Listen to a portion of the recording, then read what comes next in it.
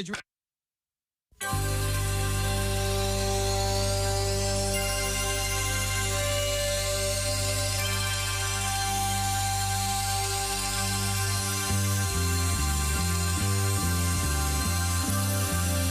It's the Bob and Tom Show.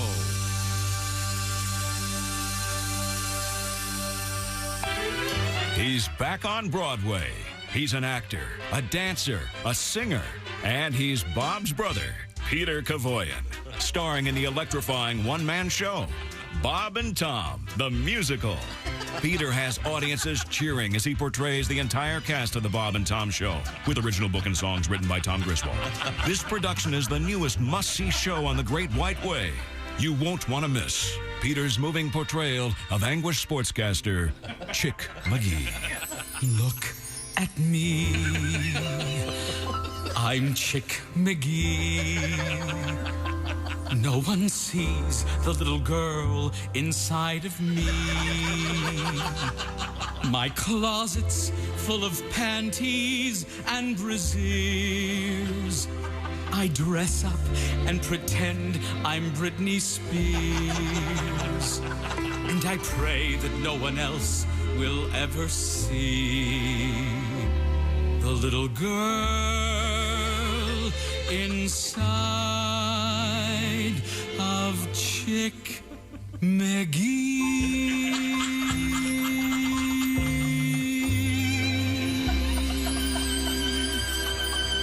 Wherever you go, whatever you do, always wear a panty liner. It's the greatest one-man show ever. It's Peter Cavoyan in Bob and Tom the Musical. Here's Peter in the role of sexy newscaster, Christy Lee. Dear Bob and Tom and Chick, I'm so sick of all of you guys bragging about your genital size. You guys do nothing but sit on your butts, picking your noses, scratching your Better treat me right, or I'm calling it quits. When I read the news, keep your hands off my I'll walk away with all of your loot. When I file my sexual harassment suit.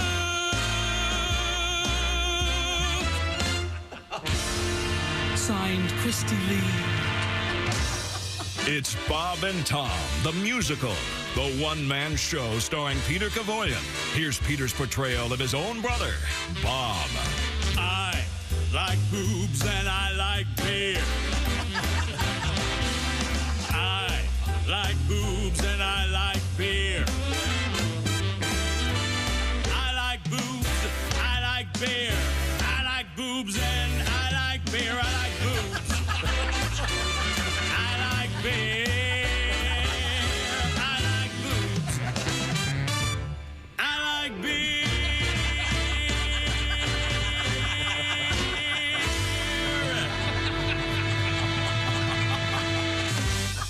It's Peter Cavoyan as the entire cast of the Bob and Tom Show. Theater critic Rex Reed says, I love this show. This is one Peter I can't get enough of. Audiences stand on their feet for the show's stirring finale, a tribute to Tom Griswold. I've got a gorgeous head of hair. There's no hair like it anywhere. Some might say I wrote the book on style, and I'd love to stop and talk with you a while. I get compliments about the clothes I wear. Did I mention my gorgeous head of hair? My bangs are always falling in my eyes. They say someday I'll get the Nobel Prize. I'm sorry. I just can't go on. Tom wrote these lyrics. And this is just total bull. So I asked my brother Bob to write our finale all about Tom. And Bob is here to sing it with me. Tom's an ass bag. Tom's an ass bag. And Bob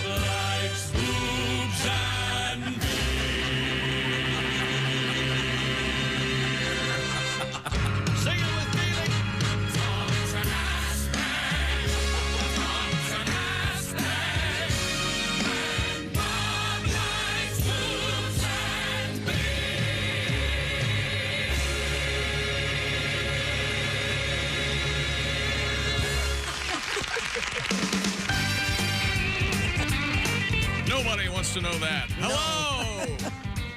And welcome. Thank God it's Friday. Or as we say here on the Bob and Tom Show, Fry-yay. Yeah. Woo! We do? I don't. Never do that again. What kind of a person doesn't like a coworker being excited about Fry-yay? Well, it's like Kanye West calling himself Ye or Yay. Just go with douchebag. It's yay. Kanye. Really? Have you ever seen the video Kanye walking in the parking garage and the reporters are waiting for him, and he gets out of the car and walks toward the door, and one of the guys goes, "Good morning, Kanye," and he cusses him out. It was an entirely overreaction. It's unbelievable. Christy at the news desk. Hey. There's Pat Godwin. Hey, Chick. He's over there with his guitar and his organ. There's Josh Arnold. Hey. There's Ace Cosby. Howdy. I'm Chick, and here's Tom. What do we got today, buddy? Well, first of all, Josh isn't sitting in just any chair, ladies and gentlemen. Oh, that's right. That's the IHateStevensinger.com sidekick chair for our official sidekick, Josh.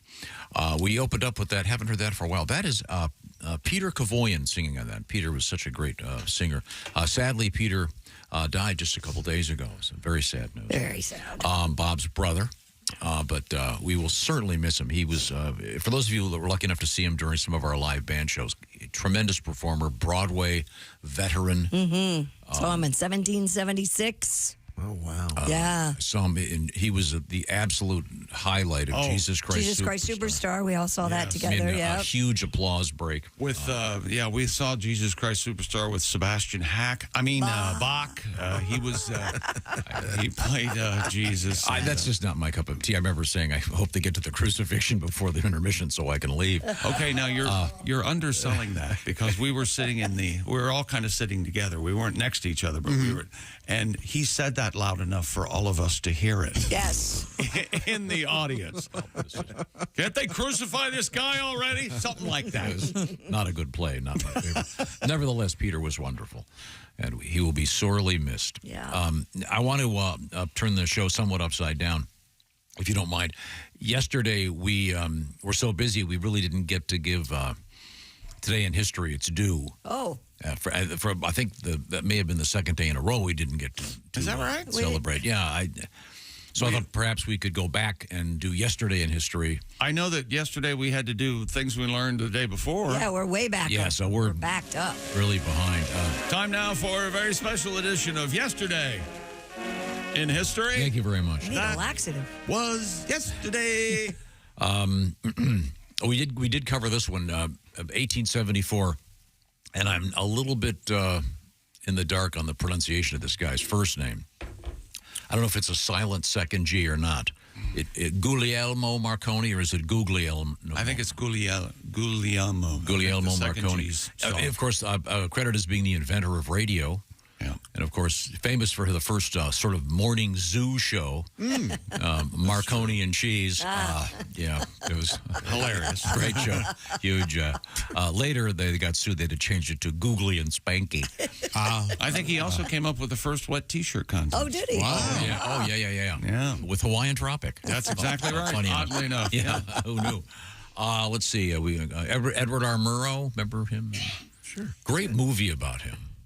I didn't realize that he had kind of a deal with CBS. I watched a documentary on him, of course. And he liked to do hard-hitting news like Harvest of Shame and all that. And right. Migrant workers, he did an expose of that. Mm-hmm. But then they wanted him to do the person to person too, and he hated doing it. But they said, you interview Marilyn Monroe and make it light, and we'll let you do whatever you want to in the news department. So, what was I think George Clooney directed that black and white movie. Good Night and Good Luck. Good Night and Good Luck. Yeah, that's a great movie. David Strathairn as Murrow. He's wonderful. Yeah. I think I've never seen a movie where more people were smoking. Yeah. That may have been.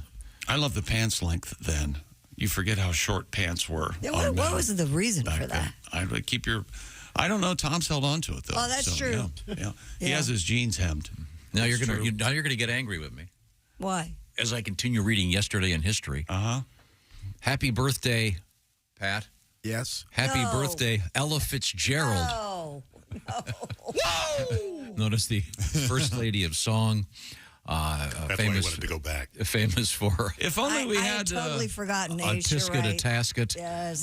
show one me of your the basket. one of the great jazz singers of all time, the great Ella Fitzgerald. Wasn't Ella Fitzgerald married to some guy after dating him like once or twice, and they were married until the 90s, until she passed away? I don't know. Oh, no, that was Pearl Bailey. I'm sorry. Never mind. I see. Yeah. I always got Pearl Bailey and Ella Fitzgerald mixed up. Okay. I don't know what that says about me. Pat gets a lot of cease and desist letters from Ella Fitzgerald. She was a big gal. Whole family. Do you have your guitar? No, I lost it. Yes. Okay. Because we have a tribute, one of the few musical tributes. Yeah, we do, baby. Everybody hates me for this. Yes. No. Yes. We know who's to blame. There are many other Not reasons your we fault. hate you, Right? Pat. Yeah, it's not just this. All right, here we go. It sits down below like the ship we all know, the rectum of Ella Fitzgerald. His face is already turning red. She'd scat when she sang, and her bottom would bang. A disaster when the winds would come early. The wins. Yeah. The Fitzgerald family emailed me, said stop singing about poor Ella's rectum. They complained and they cussed. I threw Tom under the bus and said I write 'em. It's Tom who corrects 'em. The doctor had said would always turn his head when performing her colon procedure. There's polyps in corn and Louis Armstrong's horn, the rectum of Ella Fitzgerald. I'm sorry, everybody. It's all right. Wonderful. Can you imagine getting Louis Armstrong's horn in or out? Just ridiculous. Be better than Dizzy Gillespie's. Remember his horn? It kind of went erect up there. Like a 45-degree angle. Why did Yeah. he do that? I don't know. He also played it incorrectly. He puffed his cheeks out. He played it just fine. But yeah, you're correct. I Well, think you wouldn't be. You're not supposed to do that? Oh, he played the hell out of it. You know, I did. I actually saw Dizzy in person, and his horn would go. How do I describe it? Instead of coming straight out, Sure. it would go up. Mm-hmm. But yeah, And because he played for so long, and he blew it disconnected from under his eye. I mean, they blew out. I think that's actually a grotesque- medical syndrome now. When we come back, we'll finish Today in History. And I'm sorry, excuse me, Yesterday in History. NFL draft last night, and NBA playoffs, and boy, do we have a couple of world records. Man, oh man, oh man, don't we ever? Oh yeah, well, good.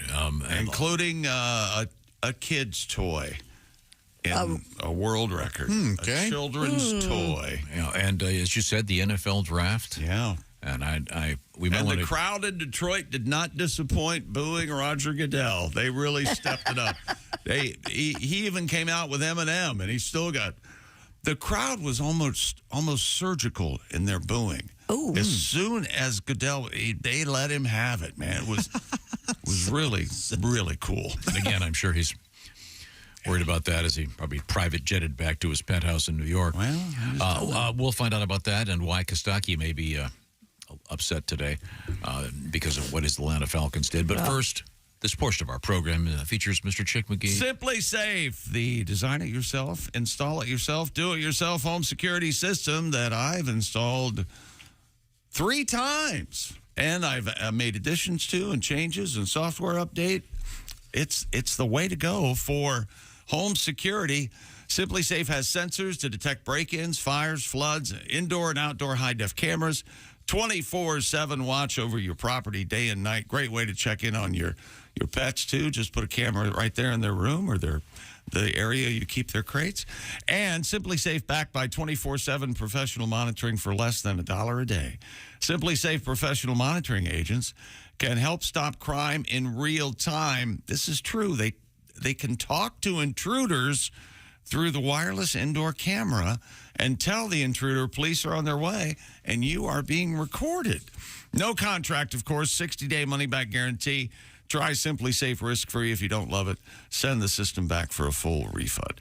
And Simply Safe has given us and many Bob and Tom Show listeners real peace of mind. Isn't it time you grab some calmness in your life?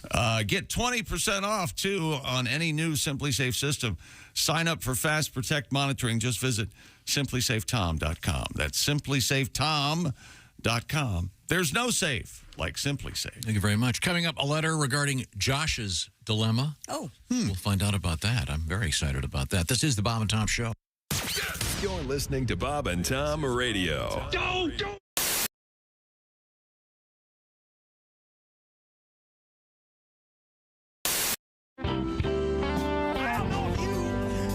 Like to eat, but I like to eat. I love food, sure. It don't matter what you put in front of me. I'm gonna eat it. It may smell bad, but I'm gonna eat it. Uh-huh. This is what that song is about. Okay. 1, 2, 1, 2.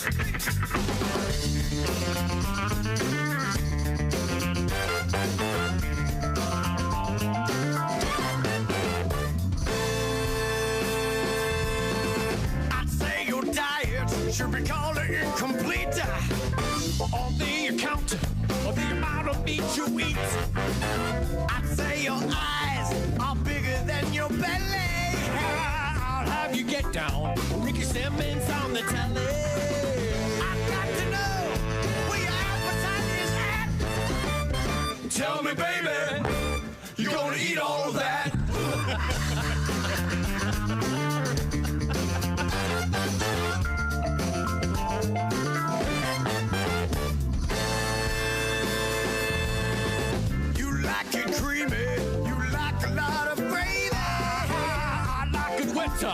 Like the sailors in the Navy. I can't believe those calories you're counting. Oh, you like dark chocolate. And girl, I've got a mountain.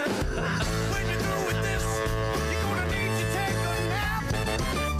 Tell me, baby, you're gonna eat all of that.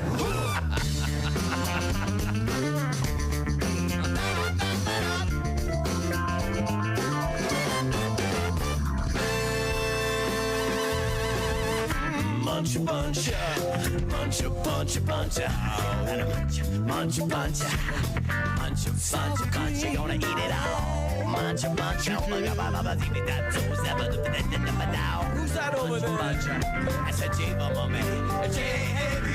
Hey yo, you could use a little mayo. Hey yo, I got your meat and 2 potatoes. Hey yo, I'm white and creamy like Scott Baio. Hey yo.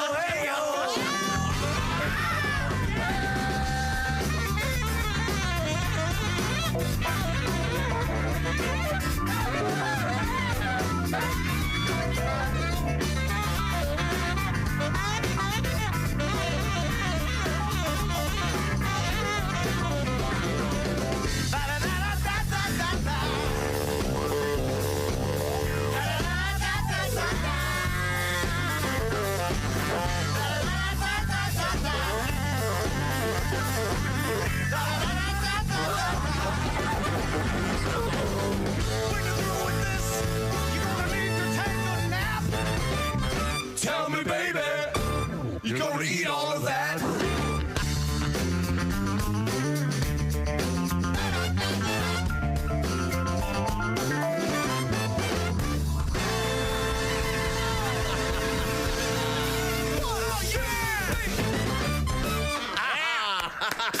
All right. That is the band. They are called Here Come the Mummies. Maybe. Hi, this is Christy Lee from the Bob and Tom Show. Thanks for watching this morning's show. To listen, just go to bobandtom.com. Check out the list for a station near you or stream the online radio station on our website and the Bob and Tom app. The Bob and Tom Show, on air, on app, and on demand. The douche baron. Everywhere you go, you got waiters making fun. You want oil and vinegar? Shut up and bring it. My dad, the big douche baron.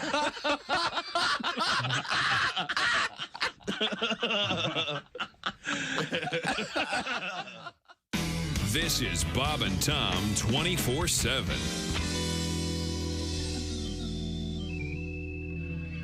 You know you're too high when you're eating cereal naked and your girlfriend tells you to put some clothes on. You realize it's not your girlfriend. It's just a woman on a bus. That's how you know you're too high. We have also new to the show. His name is Ryan Belleville, and Ryan comes to us all the way from Calgary, Canada. See, we established the fact that you played a musical instrument in school, but you weren't real popular. I wasn't. I like to think I was popular in the Mum Club. But I was not. I was not the coolest kid, really. I know it's hard to believe. You look like a pretty. It cool is hard guy. to believe. Well, well, that's the thing about comics. It's like they're. Well, I think a lot of comics are pretty cool because you hang out in clubs all the time and you get a little confidence, and then you feel like you're doing something a little different. Right. When you go back to the reunions, people are like, "What do you do?" Well, I'm a manager of a regional blockbuster, and I'm like, "Ha ha ha! I tell wiener jokes for a living, sucker." So, like, there's that sense of positivity. That is Do you have a card that says that? That's right. I got a tattoo. How do you spell sucker? Suck on that, huh? Sucker. Hey, it's comedian Roy Wood Jr. You're listening to Bob and Tom Radio.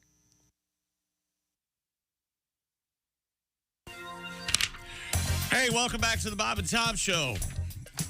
Having a little trouble today over here at the sports desk. What's wrong, buddy? I'll explain here in a second. You guys will understand as soon as I lay it out for you. Good morning, Tom. How are you? I'm very fine, Chick. Thank you very much. Have you noticed I'm a little off today? You can reconnoiter. Is that you can get yourself together over there because we haven't finished Yesterday in History, our new feature. I'm being subjugated. I'm being put in a drawer. I know what that means. I'm me either. I don't put off. Off-putting. Which one is it? Can I have the music, please? Once again, we're doing Yesterday in History because we didn't get to it. Time now for Yesterday in History, Part 2. Here's Tom. Where were we? Oh, Ella Fitzgerald. Yeah. We got a song about that, don't we? I don't remember. A happy birthday yesterday, Al Pacino. Give me all you got. Yeah. What's the movie? Scent of an Old Man? Is that the movie? He actually explained his acting job in Heat the other day. He was being interviewed, I want to say at the Paley Center or something. I don't know what interview it was, but he goes, I don't think it was explained properly in the movie, and it was what you thought, Josh. This the policeman chipping cocaine during the entire show. Yeah, they don't show any of that. No, so that's why he's so erratic and yelling and screaming during the because he's high on cocaine, he's speeding. Why wouldn't they explain that? I don't know. For some reason, it was cut, and then So you just watch this guy, he just seems like a total lunatic. So you're watching Al Pacino trying to get a witness, and he goes, you need to tell me, give me all you got! He starts screaming, and it's because he's high on cocaine. Huh. Wow. That's get killed walking your doggy. You could get killed walking your doggy, yeah. Now, is he the one that makes me look like a young dad? Yeah. Just have a baby at 80 and or De Niro, too. 81, 82. Yeah, De Niro's like a 2-year-old? Mm-hmm. Because I know that where I get my coffee, I'd like to go to this mom and pop coffee place. They have the Al Pacino. Do they? Is it pretty good? Yeah. Oh, yeah. It's steamed milk with prune juice. Very good for the bowels. Well, you remember what Christy told you. Because Christy, unlike you and Al Pacino and Robert De Niro, you stopped having babies at a normal time. That's right, at a normal age. My mom has the hots for Al Pacino. Does she really? Right? Al Pacino and Dustin Hoffman. I think she has kind of a type. Short? Yeah. Short and powerful. Yeah. Dark and, yeah. She always liked those two. My contention is that of major movie stars, Hoffman has been in the fewest bad movies. Man, he's been in more good movies. Al Pacino's been in a lot of terrible movies. And I know that we add this to our disagreement warehouse, but I say Ishtar takes up a lot of room for. Wasn't Dustin Hoffman in that? Yeah, Ishtar? Yeah. It's not terrible. It isn't. There we go. It's pretty funny. And is it Elaine May who did that? Yeah, and Charles Grodin is real funny in it. Yeah, it's just one of those things. It was like how people always mock, who's the Canadian band they always mock? I love Nickelback. Nickelback. Yeah. And they've got some great songs. Calm down. Nickelback. I'm goes sorry. everybody a Back to our, once again, celebrating yesterday in history. You like this guy. Born in 1962, Adam Silver, the NBA commissioner. Oh, the first so far, and I would think the only Mars citizen. Big celebration on Mars, of course. A big commissioner in a sporting. You know what he looks like, Christy? No, I don't. You never seen him? Mm-mm. As soon as you look at him, you'll go, "Oh, that is an alien." It's a Martian. Looks like a giant penis wearing glasses. Kind of like a 6 foot tall glasses. I don't wearing know penis. about that. I'll take another look. Is he well liked? Very much so, because actually, Tom and I were talking about this the other day. Of all the sports leagues, the NBA players pretty much run the league. So he doesn't really do anything. He's like a figurehead. Well, no, he rubber stamps everything the player. There's Mr. Silver. Yeah, I've seen him. Adam Silver. Now tell me if he took that coat off, it wouldn't look like foreskin. Take me. Am I wrong? You leader. Either that or there's a real tiny little guy in his head running everything with levers and stuff. Okay. Yeah. Happy birthday, 1969, Renee Zellweger. I love her. Yeah, me or too. as I call her, scrunchy face girl. Oh, she's great. Always has a born in scrunchy face. 1970, Jason Lee. Oh, I like him. I like Jason. I thought his name was Earl. Don't care for him. Very funny. Very funny. Earl, remember that show? I like that show. He's a great. My name is Earl. Yeah. And then, and now this is important, Josh. You'll like this one. 1886, Sigmund Freud opens up his practice. Wow. In Vagina, Austria. Where? I don't think it was in Vagina. No, it was Vienna. It was in Mommy's vagina. Yeah. Yep. Doesn't that mean sausage in Vienna, German? Vienna sausage. Well, now think about a little irony there. Well, but if it meant sausage, Vienna sausage would be sausage. Okay. What are Vienna sausages? They're sausages. Small. They're the little ones. Oh, I know what they are, but are they? They're made primarily from the hoof and gums of. They've got to just be the less anus. The sweepings of the butcher floor. Yeah. Less anus was a car dealership in So Deland. are we ranking? Less anus Ford. And it was a noose, by the way. Are they any good? My mother loved them. They came in a can. You get a toothpick out? Oh, yeah. Would they rank below or above hot dogs? I'm going to say below. I was going to say above. Oh, see? They're more exotic. Oh, they're way grosser. I'd rather have a hot dog than a sausage. Vienna sausage. But I think they're considered to be more of a delicacy. Really? Yeah. Okay. More lofty. You guys know that's surprising to hear. The federal government, they allow a certain amount of anus, rat parts, and anus, and feces, Yeah. But it's parts per billion. Well, I'm just telling you, but it's in there. Yeah, it's much like our government. There are a few rat anuses. We can go through Congress, and I can name about 10. And I say the more trashy they are, the better the hot dog tastes. I don't know what it is. Possibly, man. Yeah. Look the other way. I don't want to know. It's as they say, you don't want to know how the sausage is made. No. Right. Okay, this is I'll make this. Let's see. Who should I give? I'll give this to you, Josh. All right. In 1953, Francis Crick and Who published the structure of DNA. Oh yeah. I don't remember the other guy's name right now. Who is it? Sherlock Holmes is Elementary, my dear. Oh, Holmes. Watson. Oh, Watson. Sorry. That's okay. Man, you spoon-fed him. Yeah, no, I tried to tell you I wasn't. My brain's not firing that quick yet. Oh, sorry. But he's on the runway. That's why we do this at the end of the show. He's getting ready to take off. It was published in the famous issue in 1953 of Nature magazine, the structure of DNA. Pretty important. Yeah, Nurture magazine had a picture of bad parents. I wonder what they look like. So when people say, "Was it Nature or Nurture?" they say, "Look at this hideous couple. They can't raise kids." I got a couple guesses of what they look like. Of course, Nature magazine. By the way, the DNA issue, the pages came stuck together. Oh no, they actually. Okay, let's see. Oh, here we got it. This is a good one. In 1978, the first appearance of the so-called Philly Fanatic.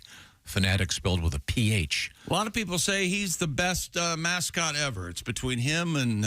what about the original San Diego Chicken? It's between those two. Yeah, because the San Diego Chicken to me was bigger. Like more well-known, And that's maybe? a weird story because they don't own him anymore, isn't that right? Yeah. You hung out with him a little bit, didn't you? I got to know him when I lived in San Diego. He's a really nice guy. But is he still with us? I think so. He doesn't do the chicken. I don't think he does. Well, Christy, in '78, when the Philly Fanatic came out for the first time, 8 were left dead. Oh, that's typical Philadelphia. Whoa! Oh yeah, God. Oh yeah, Friend of mine behind that suit. Tom. You know that guy? Yeah, really? he did the show all the time. Oh no kidding. I was on. Did he talk? Yeah, he. That violates the mascot code of ethics. Oh, he didn't have the suit. I like the San Diego Chicken's eyelids. Oh yeah, purple and. Remember when they rebranded? He came out of an egg out in center field. Remember that? It was great. The chicken. But is he still the? He's not the chicken anymore. Didn't some ad agency own it? Yeah. And a radio station, KGB, the one I worked for, owned the chicken. Didn't he have to carry the suit onto the airplane? Wasn't there an incident with that? For some reason, I'm thinking, or he tried to get on a plane dressed as the chicken, and it was an incident. Never mind. Hilarious. Philly Fanatic, the guy in the suit, runs a mascot school now.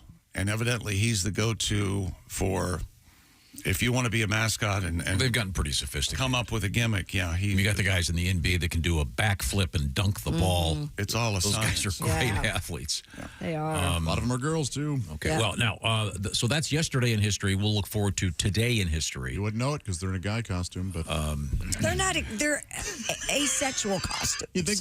No. They're clearly male. No, they're not clearly guys. Well, are you saying all the best mascots are men? That's what he's saying. No, I'm saying that when you look at the chicken, you go, "Oh, that's a guy." Why do you immediately? Because he's wearing the think team uniform. There aren't women on the team. Oh. I'm not saying it's right or wrong. That's just the but fact. it's also not a hen.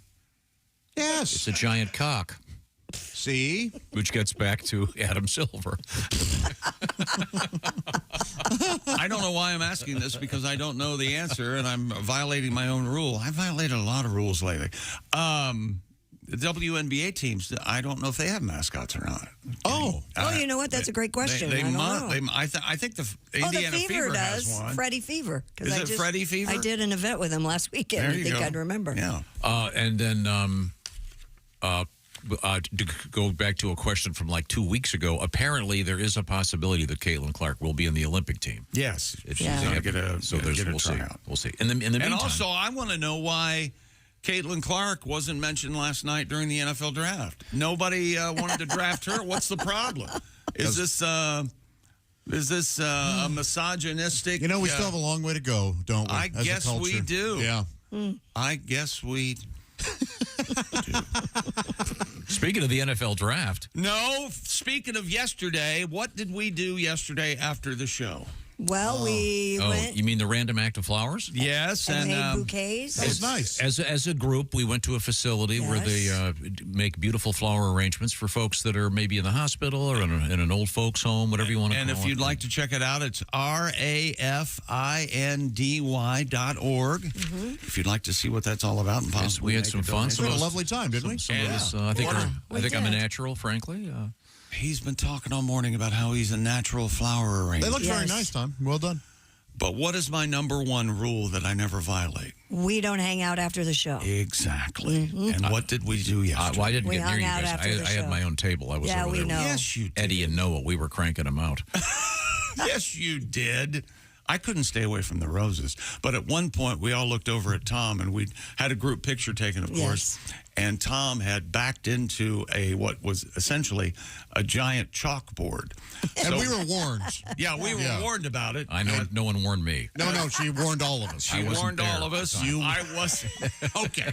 And so he had this giant swath of chalk on the back of his shirt for the rest of the visit. You idiot. Sorry. And then Pat started talking. Yes. Not to mention the elaborate chalk mural that was ruined. Yeah, no joke. We had to go through and redo When all did she of tell that. us to not back up? As soon as we were taking the picture. As soon as hey, watch behind you, that's a chalkboard.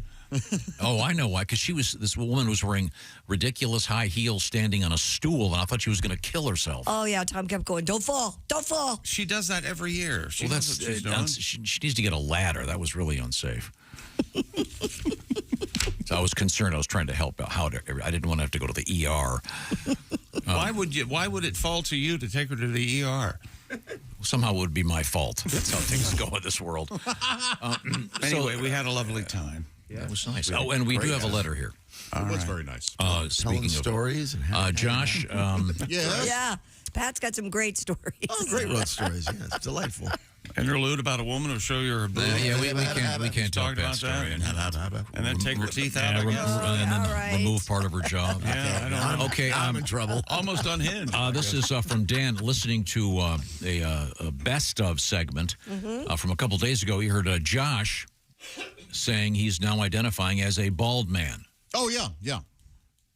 Because your hair is thinning up there on top. I've been through this, of course. But isn't it primarily because of the weather? You notice when it's raining? Yes, right? yes. Yeah. Rain's louder now. Sunburn, right? That sunburn's a real problem. I'm careful. Start wearing a hat. I know what, Do you have a sunroof in your car? I do. Okay. I haven't used it in a while. Those UV rays are not being blocked by that thing. You have to wear a hat. This guy says, I have a thought, Dan, says for John. Fabric. Do not throw away your hair dryer. I never owned one, but well, for the purposes of this guy's joke, you have a really high quality hair dryer. Oh about the $200 one. It's great for cooking hot dogs and corn dogs, like an air fryer. You realize this letter's for you. I was thinking about that. He's kissing your ass. This letter's not for me. Can you imagine taking a hot dog and holding it up to a hairdryer? I'm just making my lunch. How long would it take? Maybe we could do that as an experiment one morning. I think some of those hairdryers get really hot. I think it might be possible. No, I was thinking on the way in today, you guys don't have a lot of options for hairstyles, do you? No, but I don't care. That's fine with me. You didn't go to the barber shop and go, gee, what are we going to do this time? I walk in and tell them, I just go, what do I say now? Number 5 or whatever the hell. Like all over? Yeah. Yeah, it's easy. I can do it myself real easily. That's cool. So, yeah. With the Flowbee, right? Did you guys ever have something called a hot comb? I had the hot comb when I was a kid. I remember seeing the commercials for it. It was like it was more or less a hot brush, but they called it a hot comb. And you would, as you're brushing your hair. Isn't that what Travolta's doing in... Yes. Yeah. I work hard on my hair. Yeah. What's that movie? Saturday Night Live? Yeah. Or Saturday Night Fever? Yeah. Great movie. Don't watch the hair. I work hard on my hair. What do you mean a hot comb? Like a Didn't you have to put that on the stove? No. No, mine plugged in. They plugged in. Yeah. Any comb can become a hot comb if you put it on the stove. The plastic ones tend to melt. Genre of hair products. I remember as a kid seeing one on the stove. Well, they would it'd be like a very early edition of a curling iron. There were probably a lot of very dangerous hair products. Oh, of course. Yeah, and there were a lot of terrible things that people would to try and straighten their hair. Like the so-called process that would practically eat your skin off if you. But in the meantime, I will tell you about Raycon Everyday Earbuds. Then we'll hear about the NFL draft. Would you like? Yes. Would you like to share a love letter from someone who loves the Raycon? Get them all the time. Earbuds? Yep. Here's one. I wanted to say I listen every day on my 55-minute commute. Oh, hey. I live in central Illinois near Chicago. I bought my wife a pair of Raycon Everyday Earbuds for her anniversary, per your suggestion, Chick McGee. Nice. By the way, she travels to Anchorage, Alaska often. From Chicago, from central Illinois? Yeah, and uses her earbuds to watch and listen to movies on the 8-hour flight. Oh. She says she loves them, and the sound is great. Boom. Well, thank you very much, Jeffrey. And you can be a part of the pleased customers of Raycon's Everyday Earbuds. They have the optimized gel tips that fit every ear ever made. They're designed to be so comfortable, and they stay in your ear. And plus, Raycon has additional features you know and love, like earbud tap functions, noise isolation. They make a great Mother's Day gift, too, and you can buy a pair for mom and a pair for yourself. And plus, Raycon offers easy 30-day returns just in case. Go to buyraycon.com/Tom today. to get 20% New off song. your Raycon order. It's like Radar Love almost. Plus free shipping. It's Raycon Love. Ah. Raycon Love. You'll get 20% off and free shipping at buyraycon.com/Tom. That's buyraycon.com. Oh, I like this. /Tom. Raycon Love. Me on guitar. Put on a blindfold. Raycon. Put on your earbuds from Raycon. Open up your ear hole. Okay. Thank you very much. Coming up, NFL draft news. Yes, sir. Also, huge news from the world of Buddhist temples. Hot sauce in the news. And something that I had never heard of, and I wish I hadn't.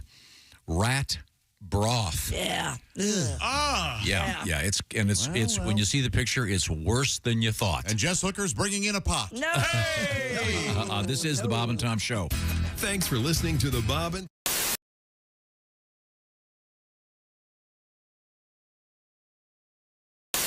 Okay. Hey, Peter. Hey, Bob. What are you doing out here? Same thing you're doing. Got a light? Smoking in front of the building. We are standing, we are talking, but mostly we are smoking. We are smoking in front of the building. Oh, we are smoking in front of the building. We are puffing, we are gagging, we are happy because we're smoking. We are smoking in front of the building.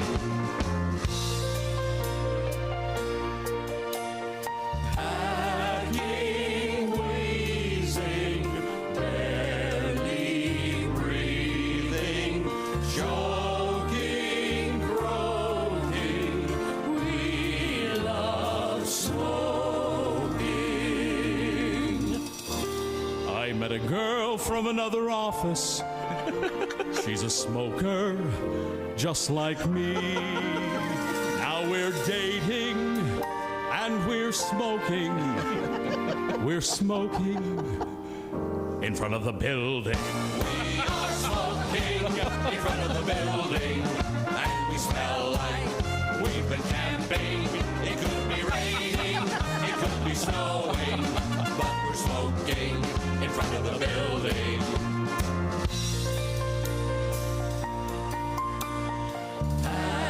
Hacking, wheezing, barely breathing, choking, croaking. We love smoking. I never was a smoker until I looked outside. They were smoking while I was working. So now I'm smoking in front of the building. We are smoking in front of the building, and the ashtrays are overflowing. We are smoking instead of working. We are smoking in front of the building. We are smoking in front of the building. We are standing, we are talking, but mostly we are smoking. We are smoking in front of the building. Smoking in front of the building. Smoking.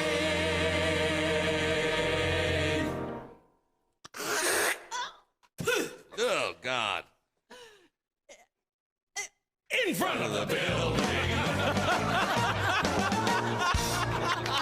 Beautifully done. Where was the end?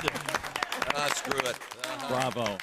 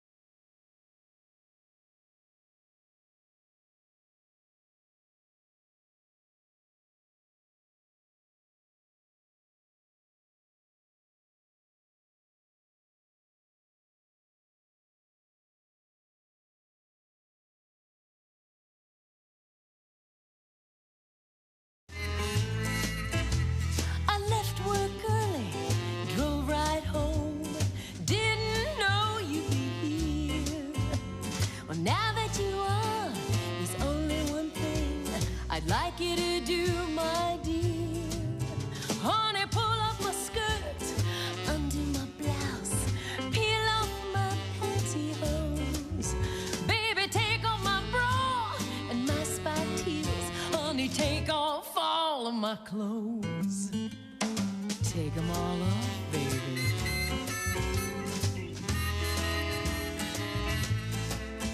Honey, pull down the shades, turn down the lights, lock up all of the doors. If I catch you wearing my clothes again, honey, I will file for divorce. Bob, that skirt doesn't even go with that blouse. Now put on this apron and go do the dishes. Hi, this is Ross Bennett, and you're listening to Bob and Tom Radio. The man in the studio with us is comedian Greg Hahn. You ever driven in a Corvette? What do you I'm a little bit tall for the vet. Are you really? It's a Right. big car. Yeah. Put the seat back. There's an idea. How tall are you? I'm 6'4". Yeah. I got a huge SUV. I just look at the rear view thinking I got to get some friends. Rows and rows of seats, nobody in them. I just go from gas station to gas station.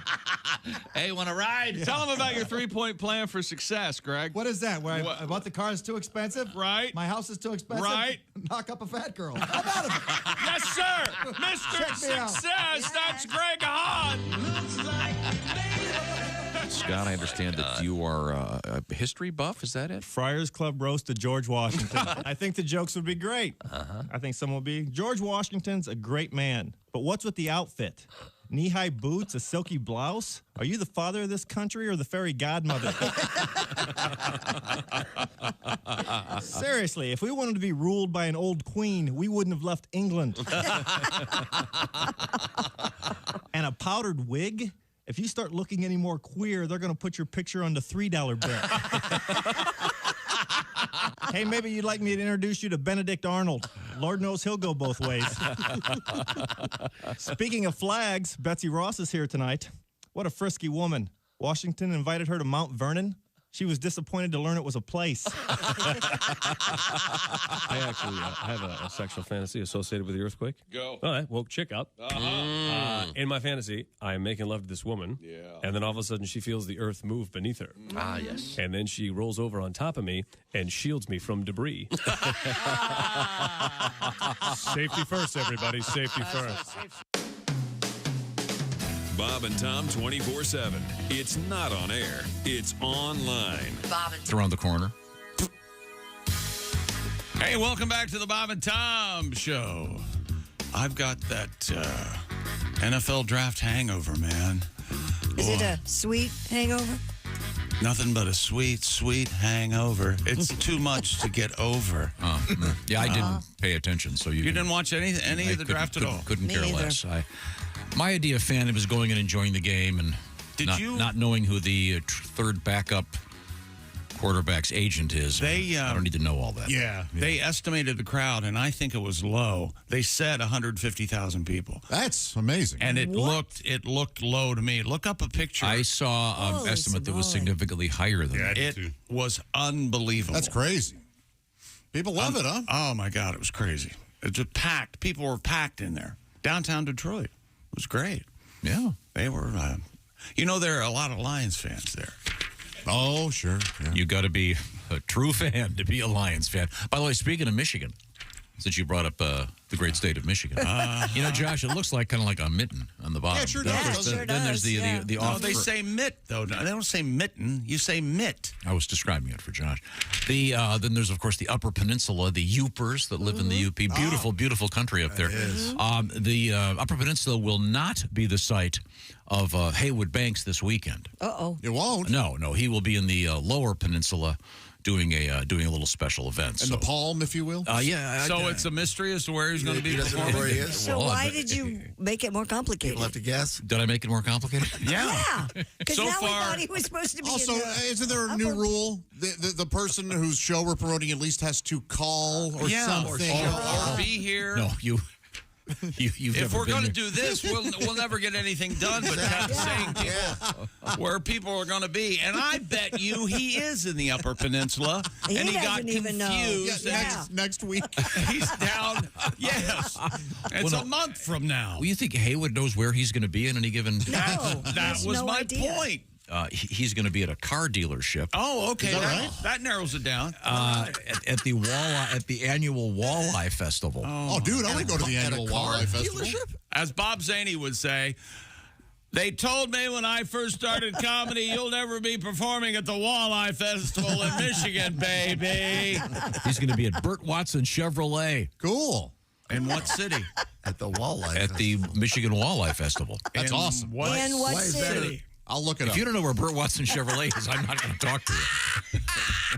So what you're telling me is on his website, he doesn't even have the location. Once again, It's Haywood, for God's sake. What are the odds of him getting the what information? if one of us had offered information in this haphazard? I believe it's in Freeland, Michigan. Freeland. Okay, where's that? It's next to the home of the brave. Well, this for God's land sake. is free.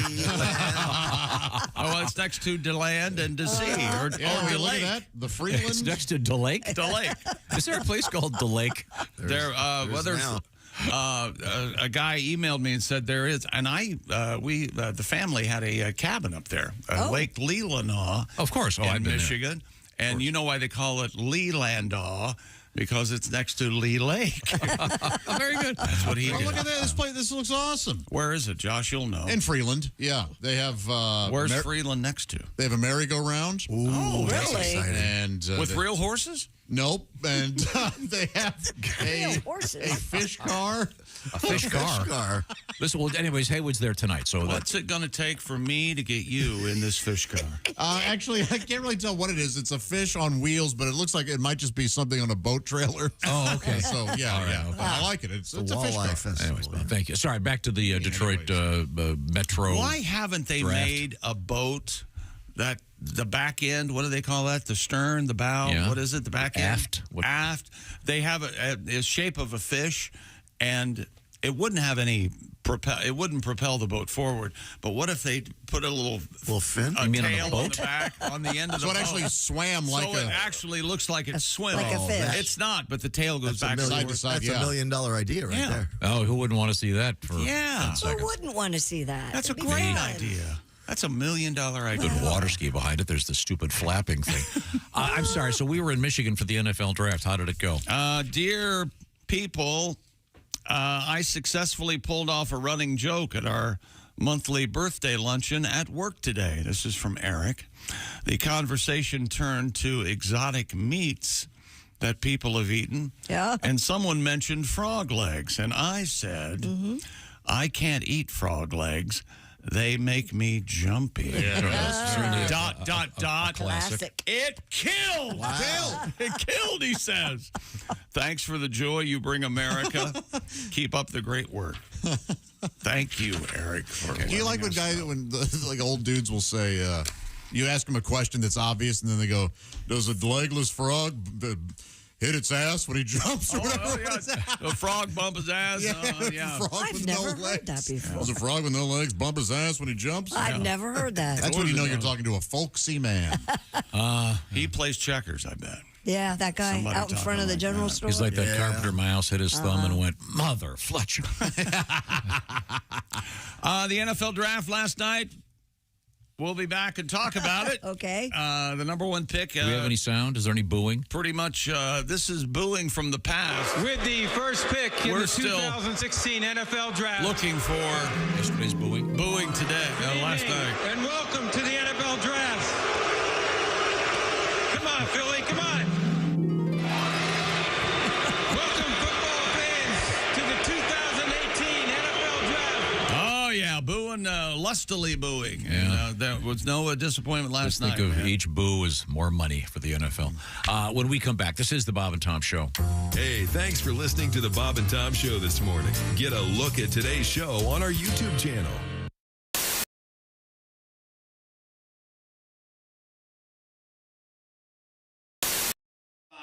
Chick McGee.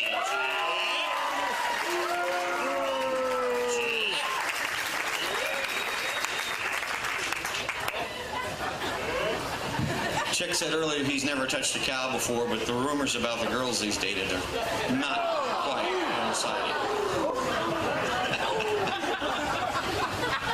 And ladies and gentlemen, a warm round of applause for Belle and Richie Eagle.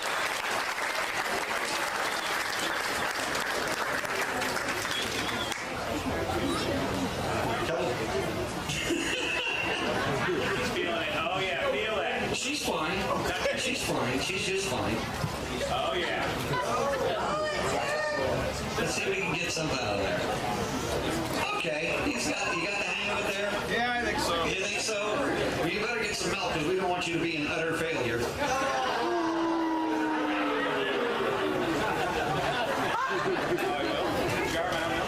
All right, you ready? On your mark. Get set. And go.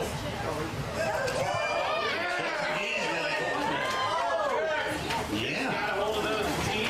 There you go, Lucy's. Come on, keep going, Chad. The cow's leaning over towards you. You must be.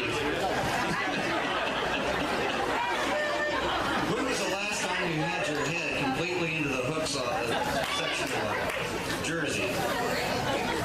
She falls over. Stay with her. Hang in there. Stay with her. Hold her back.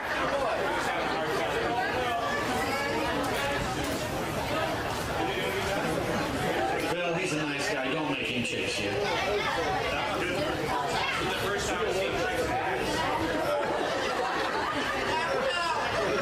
I wonder, Tom, did he lose a bet or something? 5 seconds. Come on, Chick. And time. It's over, Chick. You're all right.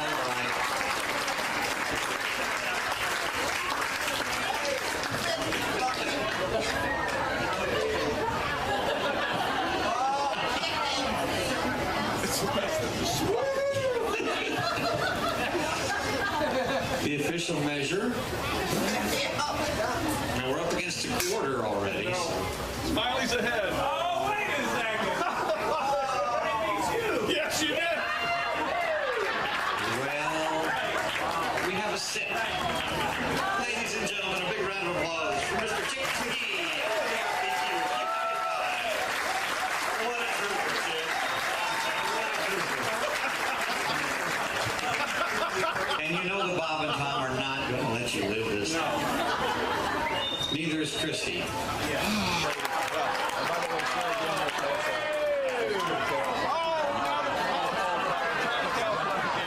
got a half, he got a quarter pounder.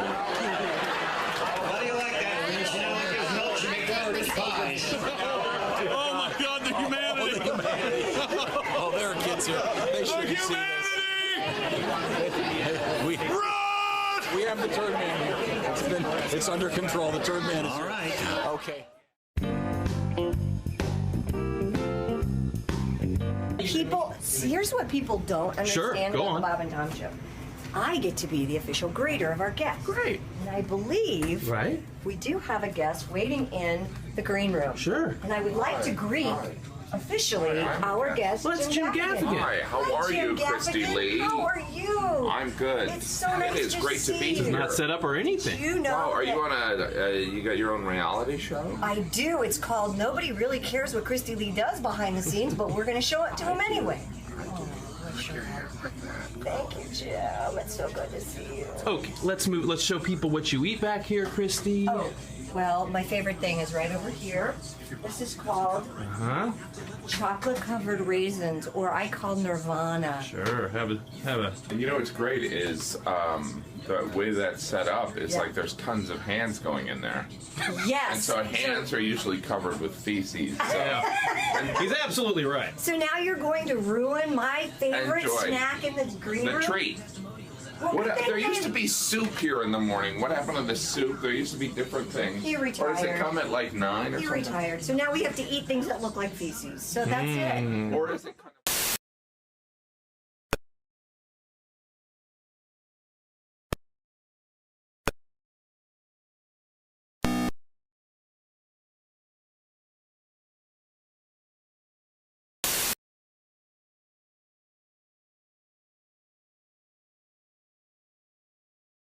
Wow, small world. I slept with your big brother Dave. What? Yeah, he's cute. This has been Spit Take Theater. Wow. Join us next week for another edition of Spit Take Theater. Bob and Tom 24/7. Comedian Jeff Rothpan here in the studio with us. When I was a kid, all these other kids got to go to the Barnum and Bailey Circus, and I remember begging my dad, please, I want to go. All the other kids are going. He said, no, we just can't afford it. Tickets are expensive. He ended up taking us to this Bob Circus. It was actually called, no, this is true. Bob Circus. Yeah, and it was in a mall parking lot. And what a difference. I remember the guy yelling, and now huge midgets. What the hell is that? Oh, yeah, there was just one after another. The bearded man. I think they actually had the talking mute. Hi! Dad, what the hell is this? How does he do it? He's amazing. He's a mute, yet he speaks. So, Mark, you're a single guy. Yeah, I tell you, though, it's tough because I got these neighbors behind me. Really? My neighbor, Gail, very... Gail? Gail is a woman who just moved. Her bedroom wall is right behind mine, and she has a new boyfriend. And I found this out. His name is This is... Hey, welcome back to the Bob and Tom Show. Christy Lee at the news desk. Hello. There's Pat Godwin. Hey. He's over there in the performance room. There's Josh Arnold. Hi, Chick. He's at the I Hate Steven Singer sidekick chair. There's Ace Cosby. Hey. I'm Chick McGee with some information possibly for a summer vacation if you'd like to do something out of the ordinary. And here's Tom Griswold. Well, thank you very much. A couple quick things. We've got people out and about. I mentioned Haywood Banks in Freeland, Michigan tonight for the Walleye Festival. I looked it up, yeah. You can go to the Freeland. You go to freelandwalleyefestival.com. Huh. All the info. Okay, cool. Willie G at Don't Tell Comedy tonight and tomorrow in Columbus, Ohio. I don't think we're supposed to be talking about that. Okay. Okay. We have a surprise now for you, Tom. Okay, very good. You do? Yeah, we have a big surprise for you. I saw it. Oh, yeah. Really? So let's introduce Dick Mango Jr.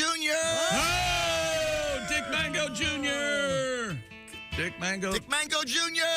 Is Dick Mango Jr. in the building? Here he comes. Oh, my gosh. Oh, he is in the building. Dickie Mango. Dickie Mango. I didn't know Dick Mango Jr. was here. DMJ. Are you kidding me? I would never miss a tea day. Good to see you, Tommy. How you feeling, big guy? Hey, Dick Jr., it's great to see you. I had no idea you were here. Absolutely. Tommy, you were born in 1953. 17 years later, that hippie, Jimmy Carter, had to go and make Earth Day. I don't know about you, but that makes me more angry than a lady of the night whose John cancels after he finished gluing on her press-on nails. Oh, yeah. This one's for you, Tommy. 71, doo-da-doo-doo. 71, it's your birthday, not Earth Day. Little Tommy, it was a lousy, boring Earth Day. Little Tommy pissed on a tree, littered his beer. 71, they stole your birthday. 71, those hippies, I drove here. Thank you, folks. That's very nice. You know, Tommy, I've always said, who needs Earth Day? Because when you're Tom, every day is Girth Day. Very nice. Very nice. They say it's your girth day. I'm girthy too, yeah. They say you're so girthy. She couldn't walk right all night. The ladies are thirsty. For Tommy G now. Tommy, we all know the ladies, they love you. Whether it's the 3 you had kids with, the 4 you raised, or the thousands that long for you every morning. I know you always make me laugh. Whether you're quoting Marty Allen, talking about your favorite town in Florida, or laughing at the always hilarious sexual assaults in men's prison. This one is for you, Tommy. When I find myself in morning trouble, no one's being funny. Yeah. I know who to turn to, Tommy G. Oh, thank you. And when I drive to work at the Big Mouth Billy Bass Factory, Dial my radio to Tommy G. Tommy G, Tommy G, Tommy G, Tommy G. When I need a good laugh, Tommy G. All together now.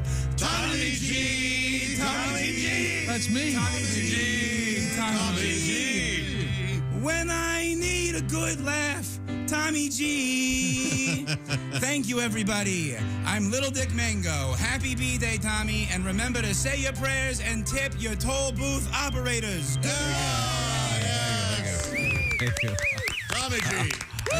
Instead of going with little Dick Mango, I think I would have gone with Dick Mango Jr. I'm just saying. I had no idea Willie was there.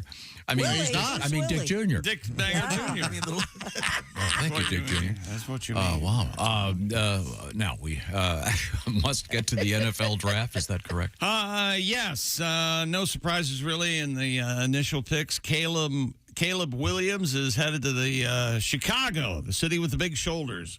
Hog butcherer to the world to become the franchise quarterback of the Chicago Bears. 5 other teams selected quarterbacks among the top 12 picks. You had Jaden Daniels going to Washington with the number 2 pick. The Patriots at number 3 took Derek May. The Falcons made the first interesting/stunning pick of the NFL draft after they signed Kirk Cousins to a bazillion-dollar deal as their quarterback. They signed Michael Penix Jr. from Washington with the number 8 pick. And the Vikings trade up to take Double J, J.J. McCarthy at number 10. And Bo Nix went to Sean Payton and the Denver Broncos. His name is Bo Nix. At number 12. And here's Roger Goodell trying to talk to the crowd last night at the NFL draft. With the first pick in the 2024 NFL Draft, the Chicago Bears select Caleb Williams, quarterback, Southern California. And plus, of course, the Lions fans all hate the Bears. Oh, yeah. It was... last night, it was real subtle, and maybe I dreamt it, but they had all these Lions greats like Barry Sanders and Megatron was there, Calvin Johnson and Jared Goff and the Hutchinson kid from Michigan. And so the Lions fans are going crazy. And then as soon as Goodell goes back up to the mic, it's instant. It's surgical. It's boo! and at one point, they're booing him, and Goodell goes, "Oh, come on." Does he really? I swear he did. What is the origin of the booing for him? Why did that start? Well, he was somewhat of a despot there. He was in charge of handing out the fines and how many games guys had to sit out. And so it wasn't one incident; it was maybe a handful. He was judge and jury, and fans didn't like. I also think it's kind of a thing where it's now turned into something kind of endearing. But people did initially just not like him. People did not like Roger Goodell. No Fun League. People said he was changing the name. And last night he tried his best to get him to cheer, and they did when he and Eminem came out. Well, he came out first, boo, and then Eminem came out. Yeah, they love Eminem. But then as soon as he would start talking, man, they started booing. So it is kind of an endearing thing now, actually. It's kind of a, hey, we're all part of this big NFL family. This is the inside joke. I think that's what he tells his wife and his kids. I think he goes, no, they really love me, you guys. They think it's great that I'm there. I thought it was a little tasteless that Eminem was there to do a football tribute called We Are Marshall Mathers. Yeah. I didn't. Nice. Yeah. Very nice. Not the classiest. I mean, I get their heart was in the right place. That's a good movie. Somewhat tasteless. Yeah. I got this letter here. Okay. Bob and Tom. Now, you explained that Kirk Cousins was just picked up by the Falcons. By the Atlanta Falcons, yeah, from the Minnesota Vikings. And Kirk is just coming off, much like Aaron Rodgers, he and his Achilles tendon reached a separation agreement. So that's been surgically repaired. You go your way. I guess the Falcons apparently gave him a quick phone call to say, hey, by the way, we're drafting a young quarterback. Well, he and his people say that did not happen. He said, nobody told me about this. So Okay. But that's a long history of quarterbacks that happening to in the NFL and them not being pleased about This is Dear Bob and Tom. The Falcons could have traded down a bunch of spots and still gotten the quarterback they picked up. I'm sure Kostaki is busy turning his jersey into a noose. He's a big Falcons fan, you see. It's not that crafty, though. That's got to be kind of hard, actually. I don't think you understand how, to some people, being a fan of a certain NFL team, it means something to people. And you chuckling, isn't it a shame about Kostaki? He wants to hang himself. Or would he be hung? Hanged? Yeah. Yeah, okay. Well hung or... by the way, this is just for Tom, this email. I've heard estimates of 150,000 to 500,000 to 175,000 last night in Detroit. Early Detroit police reports, Tom, show no reports of any incidents or pickpockets at last night's NFL draft.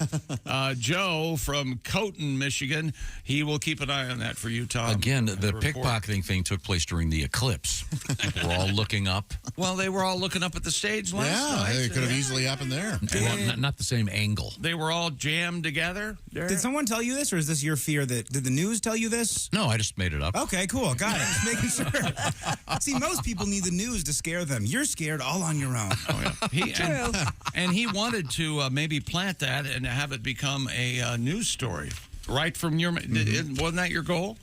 To see it the next day? It's legitimate. Everyone's focused. That eclipse thing, everyone, well, not everyone, but a lot of people in North America certainly focused, looking up for a very 3-minute period or so. I was surprised how much I really enjoyed it. Gorgeous. Yeah, I loved it. It was gorgeous. And it was emotional. I thought so too. I was amazed by it. I see why people travel to see him.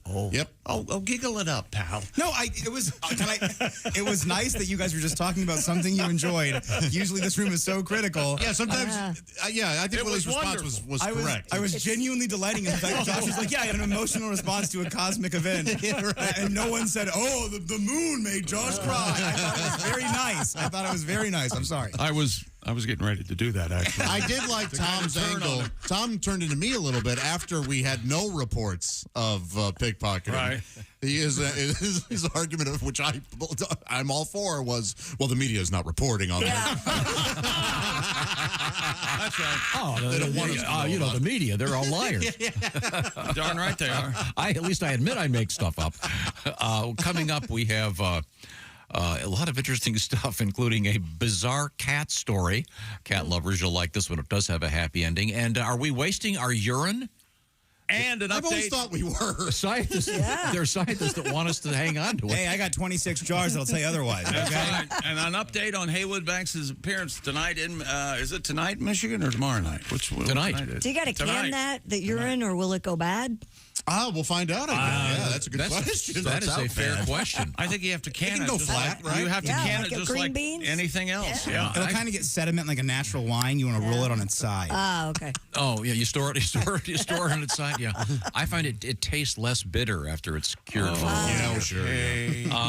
Right now, I want to help everybody, because that's what I do.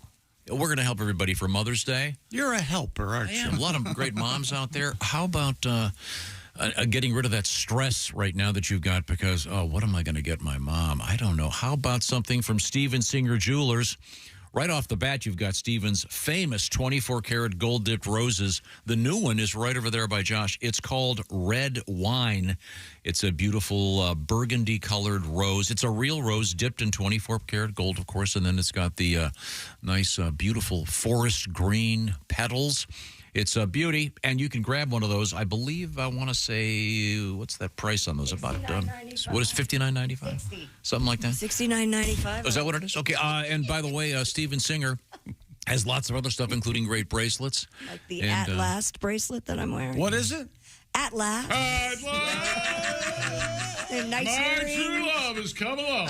Now, Josh, you've got some Mother's Day stuff, and I know that your mom was collecting these beautiful roses. Yeah, still is. And you can find them once again at IHateStevensinger.com. I've got every one of them. Look She at it. This loves is my rose room. She's going to love this red It's like wine. she's right here. Come here, Josh. Mind your manners. That's Josh's mom, is it? That's right, Tom. By the way, you are doing right by my boy. I appreciate it. She always says that. That's right. So happy he got home. Maybe you should I am happy to get him out of my house. All he does is eat and bang whores. I tried. Steven I Singer. did the best I could. Steven Singer, Julie, another free one. He thinks one rose is going to make up for 10 years of pissed sheets. I think not. So, Christy, Yes. if you had a time machine, could we go back about, 45 seconds? Let's do that. Oh, look. Okay. It's 45 seconds ago. So IHateStevenSinger.com. It's not just the roses. You've got the beautiful jewelry. And, of course, did I mention free shipping? That's right. Order now and get one of Steven Singer's rose scents for free. That's right.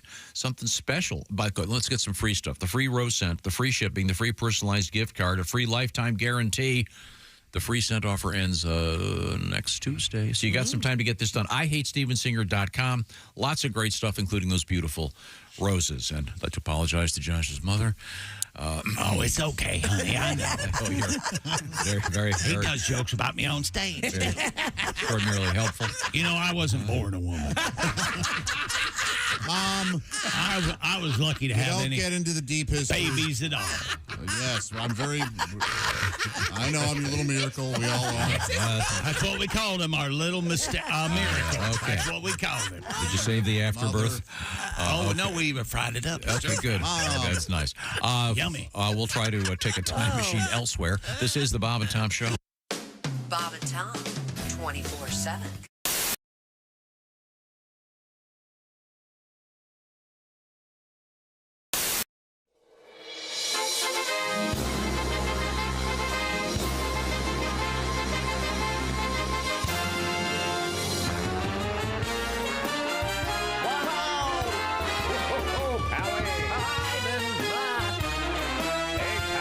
Looks like our girls have dumped us.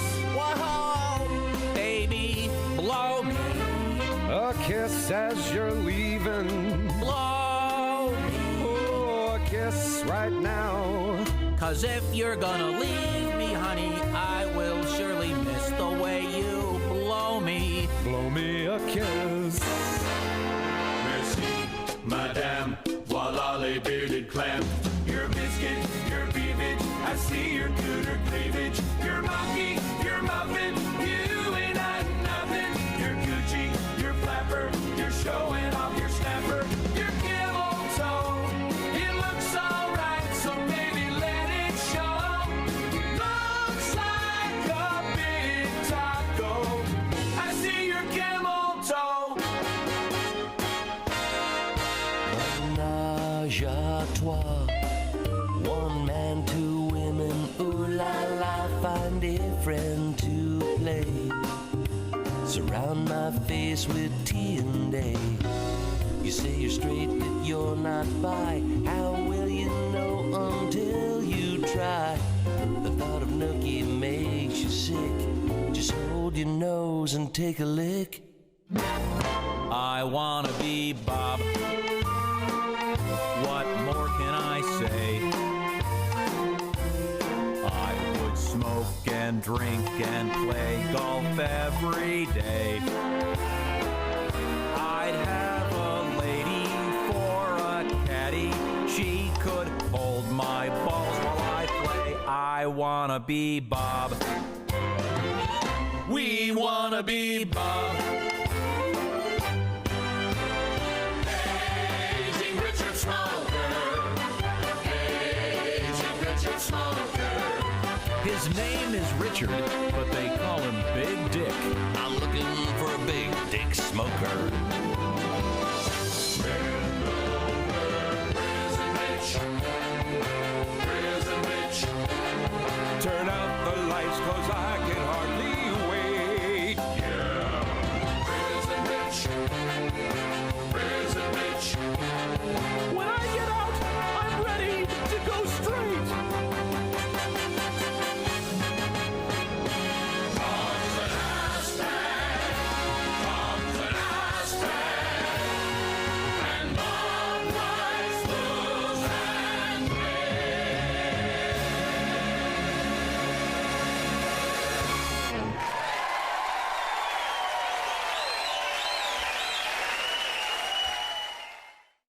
Hi, this is Pat Godwin from the Bob and Tom Show. Thanks for watching this morning's show. To listen, just go to bobandtom.com, check out the list for a station near you, or stream the online radio station on our website and the Bob and Tom app. The Bob and Tom Show, on air, on app, and on demand.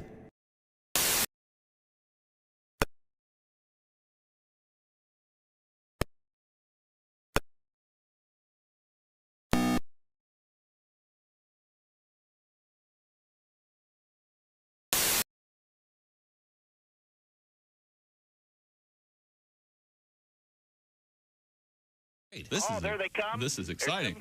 Some little critter coming out of there. Let's see what's going on here.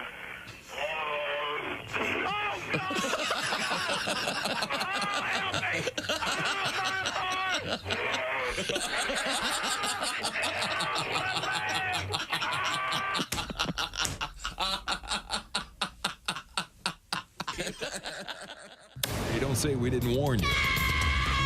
There's laughter ahead. You guys want to grab lunch? We can't go anymore. Holy That's cow. a good day's work, everyone. This is Bob and Tom Radio. Comedian Bruce Clark is our guest. How about that Pictionary? You ever play that game? Pictionary? Sure. Yeah, That's we almost got in a fist fight over that, didn't we, Chick? Yeah, we sure did. And you play with your friends, they're always drunk, too. You know, all your buddies are always loaded up. Playing there. I get this phrase, I draw it, you know, they're, hey, how about a guy frying his own penis? How about that? You know, what the hell's the matter with you? That's in Pictionary. Idiot. It's Peter Pan, you idiot. Right in front of you here, you moron. Let's talk to our guest, Tom Foss. Now, do you have any animals? I got 2 horses, about 15 chickens, dogs, cats. So you are in the country, yeah? Yeah, gravel road, one-way gravel road. Really? Do you eat the chickens? No, the eggs. Ah. My wife said she'd never kill one of the chickens. Really? But she doesn't have any problem scrambling up the kids. That's sweet.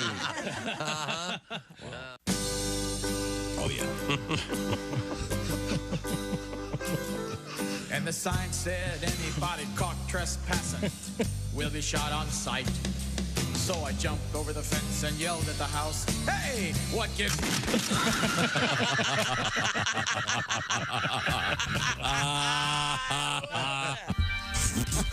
Hey, welcome back to the Bob and Tom Show.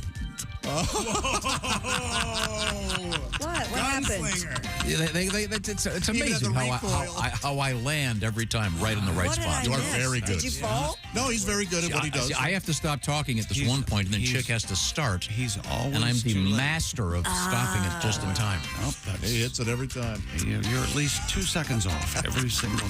Do you want to hear about my new? Hi, welcome back to the Bob and Tom Show. I'm going on vacation and here's what I'm going to do. Are you ready? Why don't you leave now? That way you won't be caught I in might. traffic. I just might.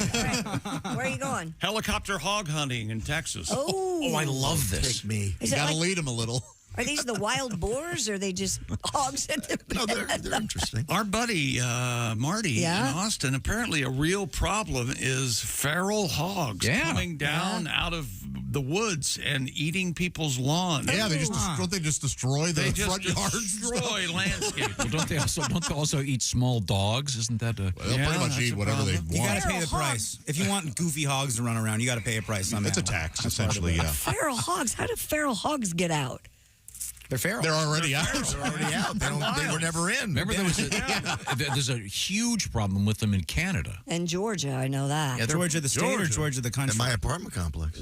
Georgia. Georgia the state. Got it. Now, this is where it's going to be legal to hunt them from copters? Do you want to buzz droves of hogs 15 feet off the ground at highway speeds? Whoa. Texas is the place to be.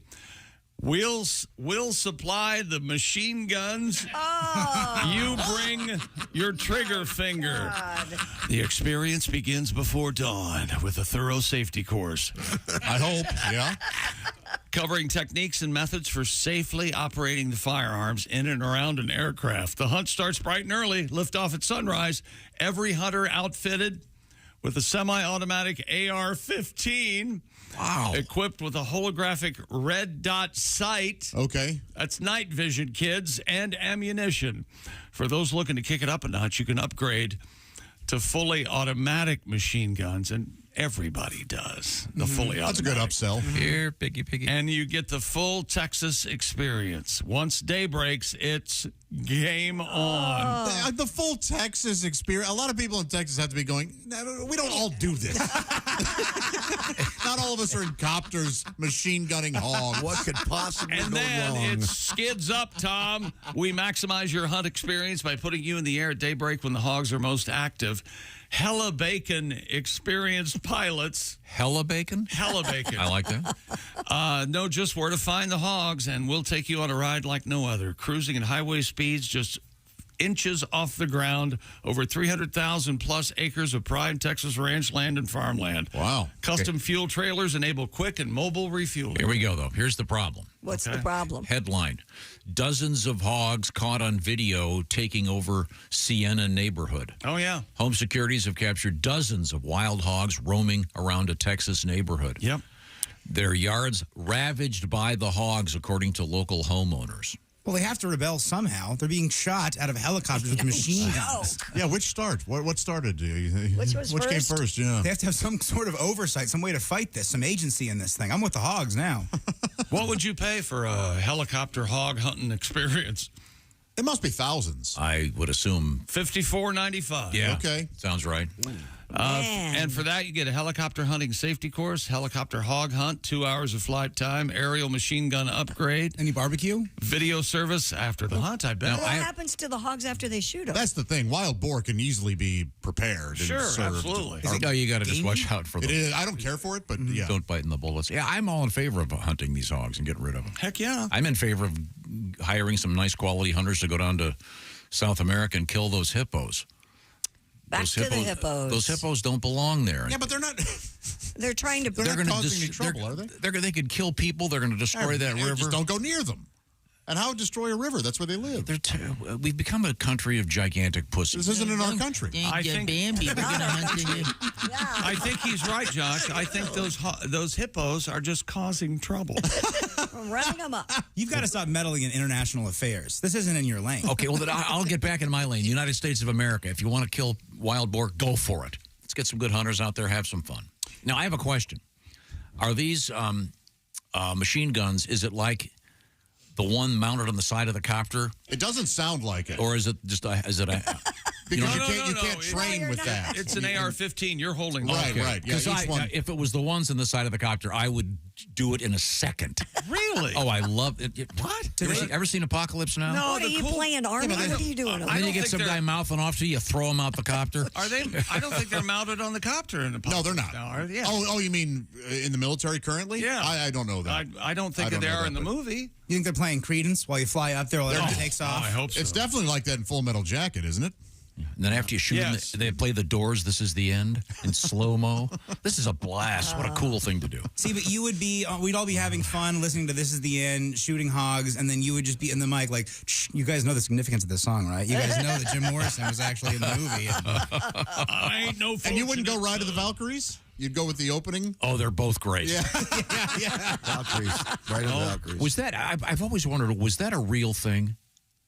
Did any of the copters really play through speakers that I don't know to scare the bejesus out of Charlie, as they would say? Yeah, I don't know if there's any evidence of that or not. A guy I went to high school with was a chopper pilot just after Vietnam, and he said that it was true. There were chopper pilots still in the service when he arrived, and they told him that some of them did play. Dun, dun, dun, dun, dun, dun, dun, dun. Yep. That'd be What? scary. Yes. Man. There's a copter that flies over my house all the time. Mm-hmm. Oh, they just want to keep an eye on you. Probably your neighbor. God knows who it is, but yeah, they're there. They fly over. They're just waiting for you to go through an OJ-esque incident, and they want the cameras. I should find Put the gun down, Tom. We're being Put told the gun down. that's actually Haywood Banks. We should find out who it is. See if they can mount speakers on the. How cool would that be? I mean, could you hear them? Because helicopters are so loud already. You'd have to have a hell of a stereo. What kind do you think you'd need? What kind of 70s era stereo would you want to have? Blapunkt, Marantz? or Bang and Olufsen, possibly. Yeah, possibly that's a good Macintosh, one. not the computer, but the real. The warm sound of tubes. Oh, God. Yes. You know, I used to have one of those. I know you did. I know you did. They're the best. I'm sorry, I'm getting nostalgic about audio. Remember when people cared about their audio before? Hey, I'm listening to it on a speaker the size of my fingernail. I enjoy that very much. I enjoy it very much. You try to put I don't think I'm going to stick around. But, not if the The speakers darn get world smaller. just got going too fast. Griswold was here. Well, when I get Sons time, of bitches. I am setting up my old stereo in my basement. When I get time. I've been busy. Do you know how long it takes to set up and not only that, do you know how long it takes to put an album on a turntable and I've done listen that. to it? I still have some vinyl. It's- My little girl listens. She's got the new Taylor Swift vinyl already. It's like a half a day to No, but play I've an got album. But I have an old-fashioned stereo. It's ridiculous. You still have it? Yeah, it's in Sam's basement. I'm going to have Eddie come over and set it up. You know, well, that will take no time for you I'm then, Eddie. going to have Of course it Eddie won't. come over. Yeah. And I just heard, Do you have a I just heard reel-to-reel? screaming in the back. Yeah, I just heard a man stepping into a bathtub with a toaster. I've got a reel-to-reel. I've got a CD player. I've got a hear him turntable. speeding away right now. There's a restaurant downtown that plays their music on a reel-to-reel, an old reel-to-reel. That's a great story. No, it's cool. It sounds great. I suggested something to Eddie that it may take a little work on his part. It's called Kneel to Reel. Oh, that's nice. We have we used to play all the stuff on this radio show on what they called carts. They look like those old 8-track tapes. Yep. We have 1,000 of them in the next room. I know what carts are. You screw them onto your weed pen, and then wherever you go, you got a little. But I can have him set up one of those old cart machines in here. We could play some of the classics. What do you think about that? I thought we That was had almost a threat. I think we've got all those digitized by now. I think we've gotten through this far without playing all those. That's what I think about First of all, Christy, yes, they're digitized, but it doesn't have the warmth and that nice hiss of playing them on a cart. know- This would give Eddie something to do. He's got plenty to Here's the thing. I was just going to say that. Yeah. I get emails all the time. What kind of a boss is Tom?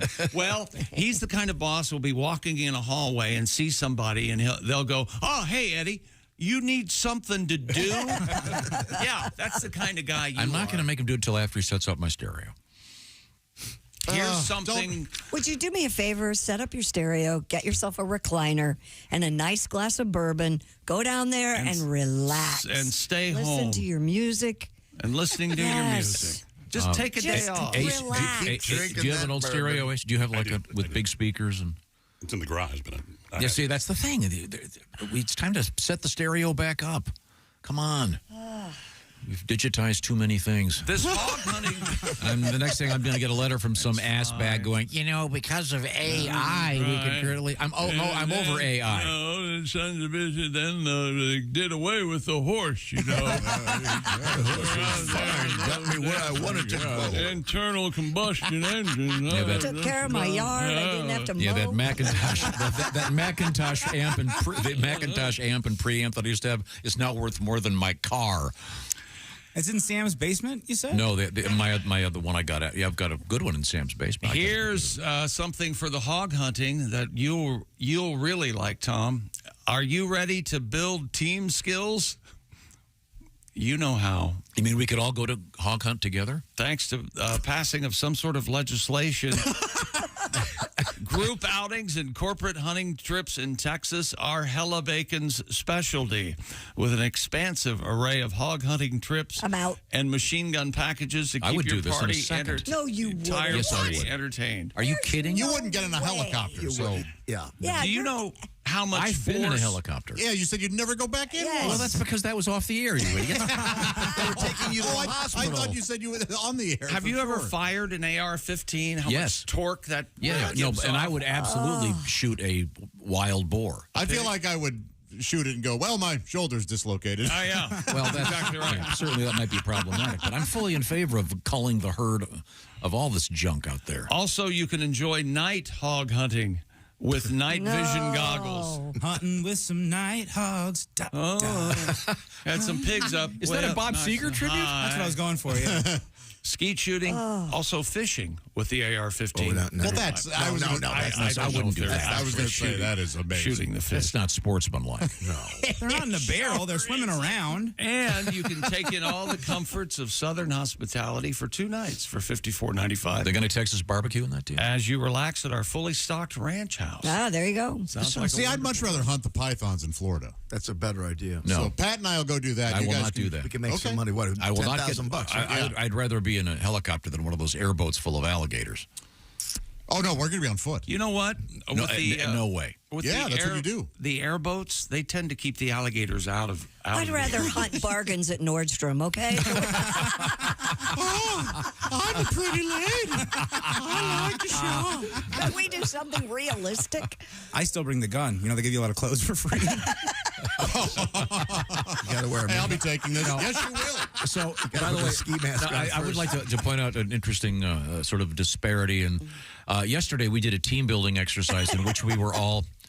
Will you describe what we did yesterday, please, Jim? We were arranging flowers for people in Old folks' homes. Hospitals, yeah. retirement living Assisted facilities. living. For the infirm and messed This up. is part of Pussy Nation. You can't call old people old anymore. It's not Pussy Nation. Yes, it is. People that are old are old. It's not.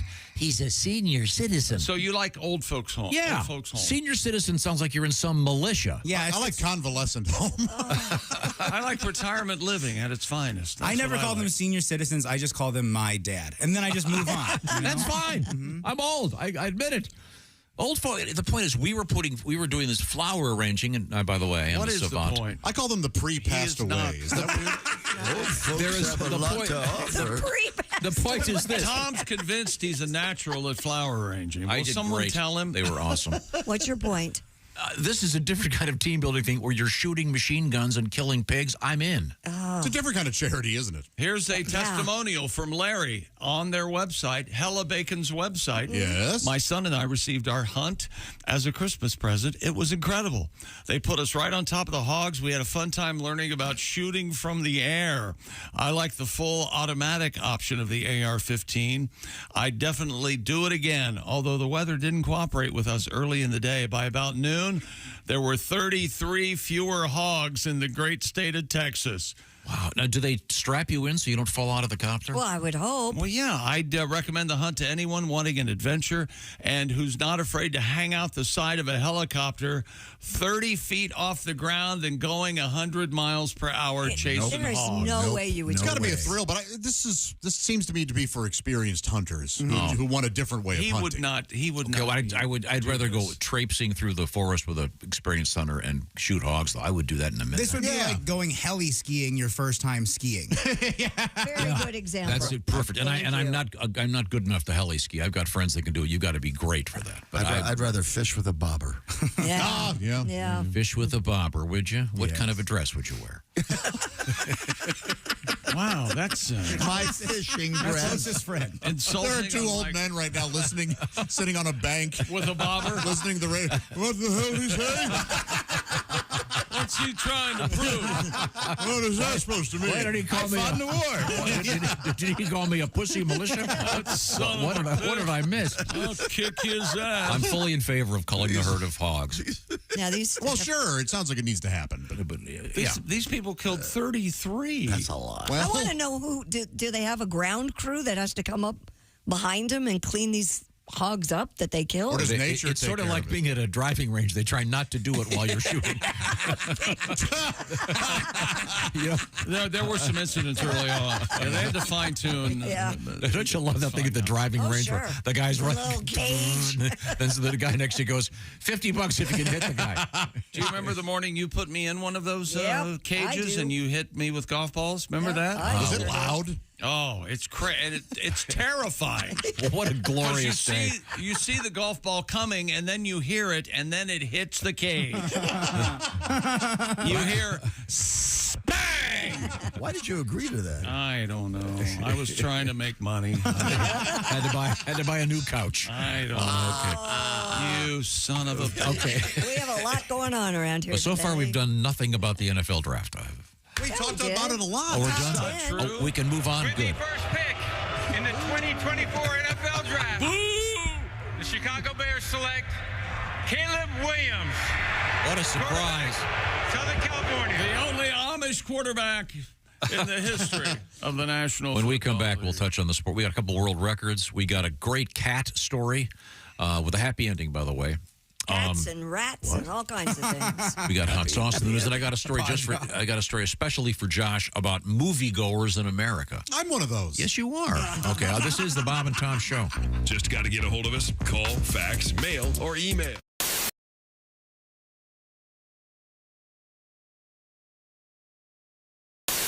That's why you're single. That's all. What? Are we? Wait a minute. I'm sorry. We're back live. Back with that. Not your tongue. He was talking about me because I went like this. No.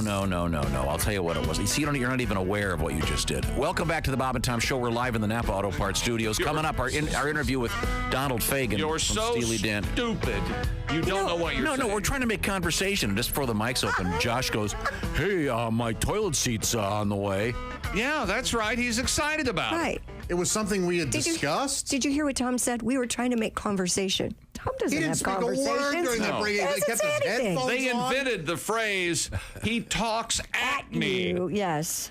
I thought it was like, I mean, Josh, okay, you're on a first date. Let's just say, and there's some nice music in the background. You're at a nice restaurant, and the waiter comes up. You order some sort of cocktail. I assume. What's your beverage of choice? I might have a tequila and a beer.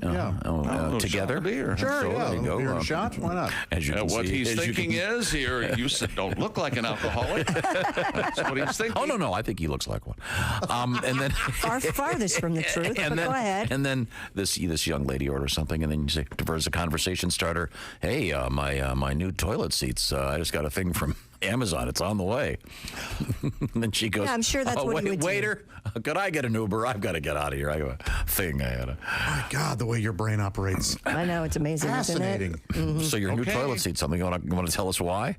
Well, we were talking because I'm tired of my vacuum cleaner, and Christy and I were talking about vacuum, and I'm going to order the one she has. Yeah, you're replacing your vacuum. I love my I'm vacuum. tired of And so to enter the conversation, you said, wow, that's really interesting. Hey, my toilet seat's on the way. Because the other day I mentioned that I broke about it. Josh, I love you, but I think he might be right.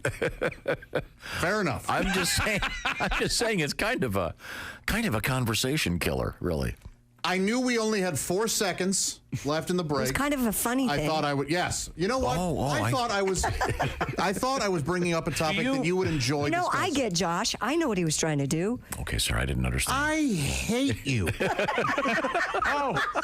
Ladies and gentlemen, it took just over a year, but about 6 months longer than I had in the pool, but it finally happened. Oh, you had the under. I would have taken the under too. Josh now openly hates Tom. I had the under myself. Congratulations. But then they said I couldn't play because I could violate. You know, it's funny you mentioned giant because a colleague of mine, Tony Robbins, wrote "Awaken the Giant Within," Bob. Uh-huh.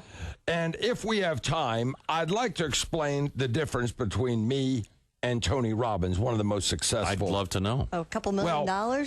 Well, no, not really. You know, Tony Robbins wrote a book, as you know, called Awaken the Giant Within. Sold over 20 million copies. Right. And in this book, Christy, Mr. Robbins postulates, that means theorizes, that everyone has a giant within them just waiting to break out and do fabulous things. Well, I think that's a crock of, you know what I mean. I think if you feel you have a giant within you, you're probably constipated. Yeah. Yeah. My new book, Meet Me in the Middle, is an answer to Zig Ziglar's See You at the Top. See, I think we are our own worst enemy, and the sooner that people realize that in the success world, we are our own worst enemy. Our middle name should be Versus. I don't believe, and I think Chick would agree with this, success is not something we reach as a final destination. Success is like an illness, isn't it? We have bouts of success, episodes of success, and then we fall down and flounder some more. And my book shows you how to take advantage of those times you do succeed and parlay those up. And there's a reason why I'm able to drive a 1987 Cadillac Fleetwood. I have 3 cars, 2 of which are running.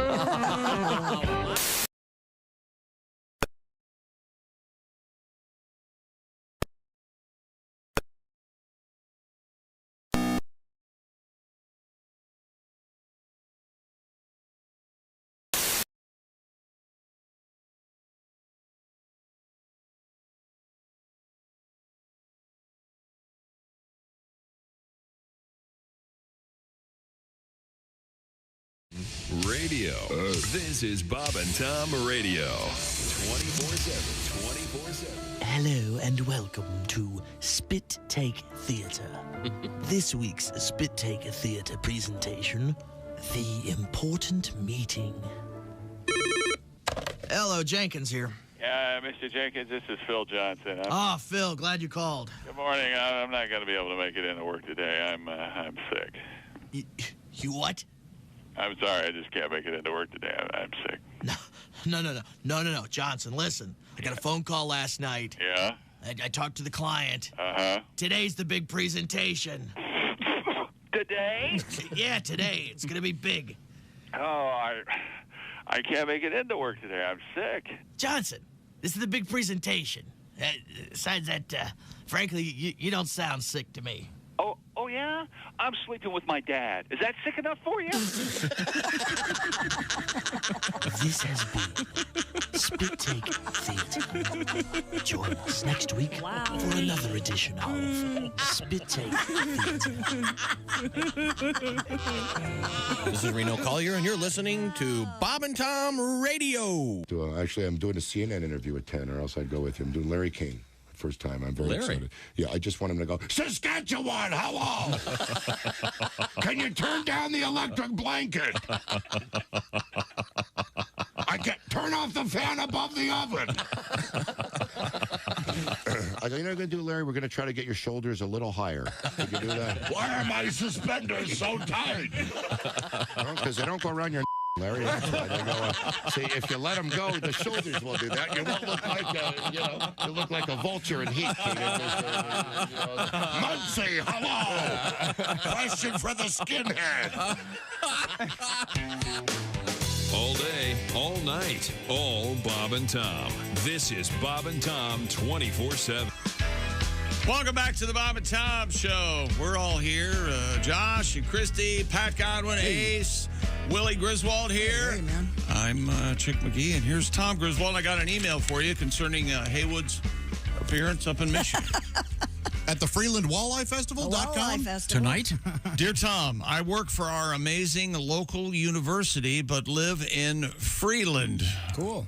And it is pronounced, he has the pronouncer, F-R-E-E, hymen. I'm sorry, that's a hyphen.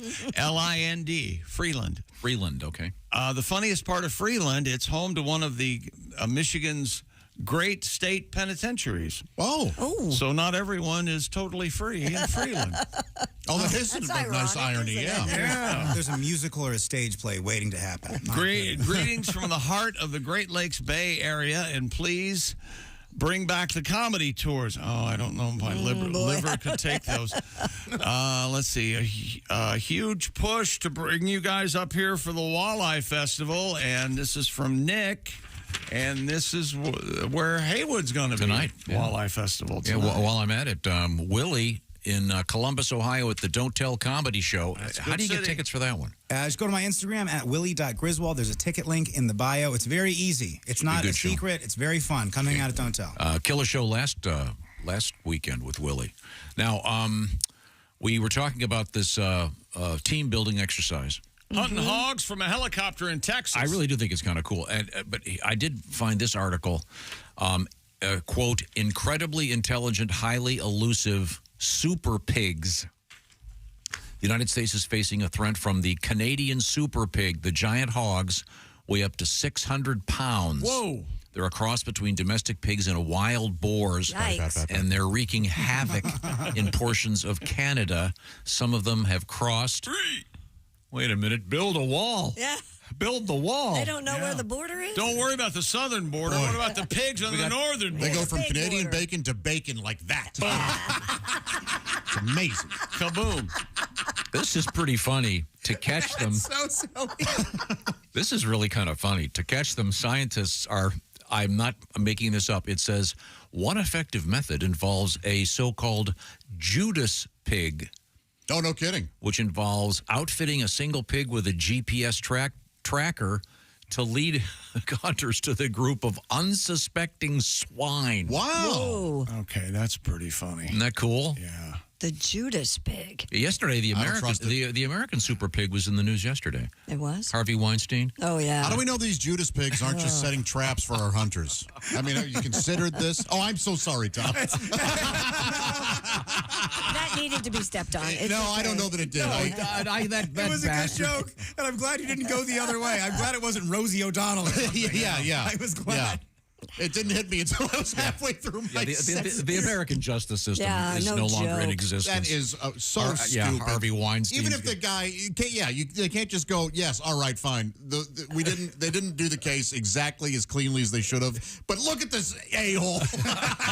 Well, he really is. So anyway, we Ship have him to California, I guess. super pigs in Texas, and I think we should do a yesterday our team building exercise was arranging flowers. Yep. We need something a little more manly. Sorry, Christy. Well, Godwin and I are going python hunting. Yep. Anybody want to join us? Because we're going to earn money. I'm in for that. All right. I'm making money. Yeah, we're going to make some money. What time of year? Because I'm just worried about being Python season? Is that in the summer? Because I don't want to be hot in Florida. Python season is year-round. What? Aren't you worried about the gators? Because the gators and pythons are right there in the same place. I ain't worried about nothing. I'm going to get one of those. I'm going to get one of those Australian hats where you put it up on one side. Uh-huh. Can you do me a favor? Good eye, mate. I will finance this trip if Yeah. when one of your feet gets cut off. You will, to quote the late great Tim Wilson, rather than getting an artificial limb, you will Civil War it. All right, For the first year. If something happens and I do need an amputation, I will Civil War it. Okay. I'll bite down on a leather strap. I'll be your fife guy. You got to crutch me out of a broomstick like you're John Wilkes Booth. Oh, yeah. Just like the guy in currently on what is it, Netflix? Why do you Manhunt. What is that on Apple TV? Why do you think he's going to lose a foot? Because The alligator's he's going to get it bit off by an alligator. I've been in the Everglades. That's a crazy place. Yeah, that's right. That's why, that's why the money's so good. Don't they have an annual competition, right? Yeah. Anybody can do it, and then they also just have regular. Well, not trips. anybody can do it, right, Jim? Well, sure, yeah. The largely testicle. Now, do you shoot these giant snakes with a gun? Strangle them. No, we capture them. You and, sneak up and garrot them from and behind. then they in a cruelty-free manner kill them. I use piano. They have some. That's something else I don't get. What? Piano wire? No, the methods of killing things. A bullet to the head will work just fine. Yeah. Not necessary for a python, I don't think. Have you ever seen the alligator hunting show they have on one of them? They shotgun right to the head. Yeah, and all they do is they have this long stick with a wire on the end of it that can be tightened up. So they reach down, they grab the alligator around the neck, and then as they're pulling him in the boat, they and that's alligator. Right in the skull. Alligator hunting. Does his face disappear? No. it really doesn't. No. Yeah. But they have a python hunting show as well on one of those. Yeah, I have seen some. shows. Yeah, I'd like to do it. We've got to do this. We're going to do it. Yeah. You guys do that. I'm afraid of snakes. Okay. Especially ones that are bigger than my car. And pythons can bite you, but they're not venomous. You're not going to. No. You'll feel it, but it won't be too bad. It's part of the experience. Okay. So let's get back to the sports desk. What have we missed? This can't be right. It says here the largest snake ever caught in Florida measured 19 feet and weighed 125 pounds. You think that's small? I think that's small. 19 feet? Yeah. That's not small. I bet it's, if we looked at it, it's just gigantic. Oh, there's 4 guys holding this snake. Yeah. Hey, here, hang on. Get a load of this, Tom. 125 pounds? Look at that snake. That'll make you some money. Yeah. Oh, yeah. But you got to catch that one quick before it wraps around you and squeezes your. That's the problem. It'll break all your bones. That thing weighs as much as I did in 5th grade. Get that thing out of here. Yeah. No, thank you. No, thank you. Well, what's coming up in sports? Coming up in sports, we've got world records, and maybe we'll hear from the fabulous Jerry Reed when we come back. I'd love to. About gators and stumps and swamps. All right. Also, we have an interesting news story from scientists that say we are wasting our urine. But the most disturbing story we have has these two words together in the headline: rat broth. Yikes. Is all I can what say. you need for your cold is rat broth. Well, of course, it is medicinal. Oh, okay. I don't think it is. What backward-ass country. Yeah, It makes, now with less fur. It makes you vomit. Okay, this is the Bob and Tom Show. Reach us toll-free at 1-888.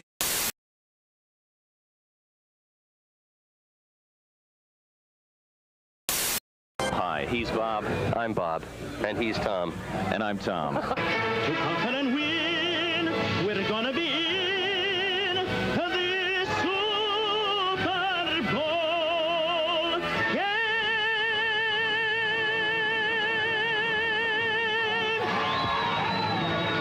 Incredible. Ladies and gentlemen, Q95 with Luciano Gaspacho in praise of the Indianapolis Colts. In a great praise. Phenomenal. Here's to a big Super Bowl win this next year. We hope that you get to sing the national anthem at the Indy 500 next year, Luciano. Big a star like me, how are they going to refuse? Bob, a lot of celebrities were in town for the Indianapolis 500, which of course took place yesterday, including a guy from the National Association of Broadcasters who has honored us by stopping by our show this morning. Of course, I'm talking about Mr. Ralph Bonorama. Hey, guys. I just want to let you know that I really respect what you're doing here. I think it's a shame that more kids can't watch your show. Oh, it's on radio. Well, never mind, man. You may wonder about the Hoosier Dome, they call it. Now, when the Colts moved here, they were considering changing their names to the Trojans. Then we were going to rename this place the Con Dome. This guy walks into a psychiatrist. Yeah. He says, I feel like I'm a dog. Really? Yeah. The psychiatrist says, how long have you felt this way? He says, ever since I was a puppy. Go by. All right, it's a helium Monday, so we should do this properly. Okay. You ready to sing along with it? Mm-hmm. Oh, that feels good. Here we go.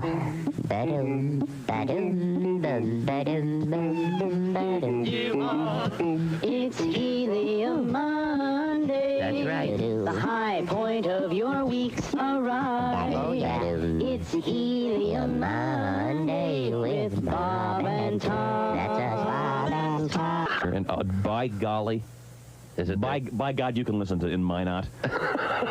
You can. To KIZZ FM. Kiz. Lucky that doesn't start with a J. Stop it! That'll be one hell of a radio station. Stop it. We'll be coming right back. It's new Wax Off.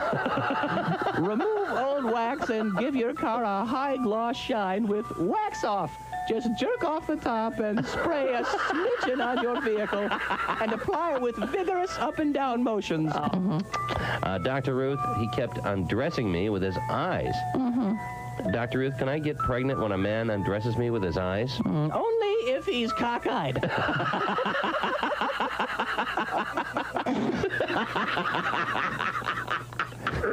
Continue. Yeah. Put a little extra menthol there on your cigarette. That's right. Oh, yeah. Yeah. Haji, put that shaving foam down. Haji, would you like to give your street address? Maybe that'll help some people contact you after seeing this tape. Yeah, Dick. But the type of people that will be contacting you are medical experimenters, okay? Dick. I wonder if they replace his heart with a gallstone, if his body will still work. This portion of our show is brought to you by Walenda Brothers Coffee. Good to the last drop.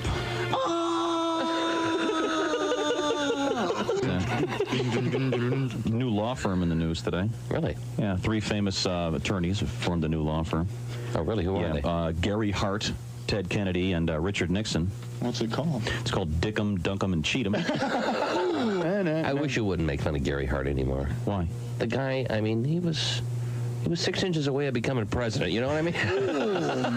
Keep it in your pants, Jimmy. Get on your knees and spray. And when you get a Woody, when you get home, the tennis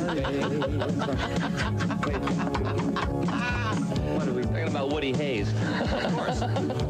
So why do they have one of the main thoroughfares for people in that city? Why don't they build a little a tunnel or a bridge? Hey, what a great idea! Guy from USAC goes, golly, Earl, that might be a pretty good idea.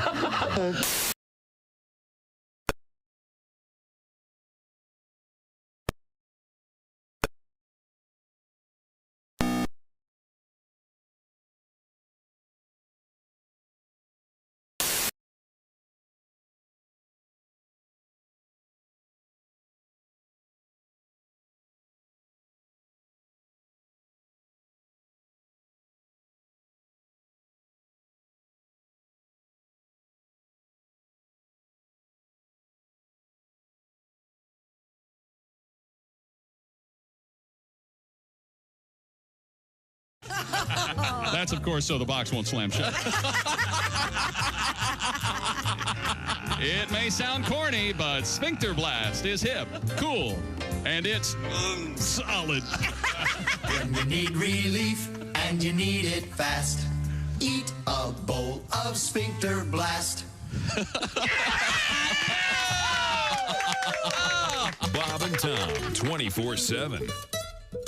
Best frozen candy bar. Oh, boy. That's a tough one. Nestle Crunch is pretty good. I was going to say that. Those are awful. Nestle Crunch. That's why they put ice cream I'm around kind of them. off the frozen peanut butter cup. Really? Yeah. I don't like any frozen candy. Frozen no. Snicker. I just Snicker. don't freeze candy. Can't wait. Oh, I like Gotta the get it in there before it dark Milky Ways, whatever they Milky Way Midnight, is that what they're called? barely gets out of the store.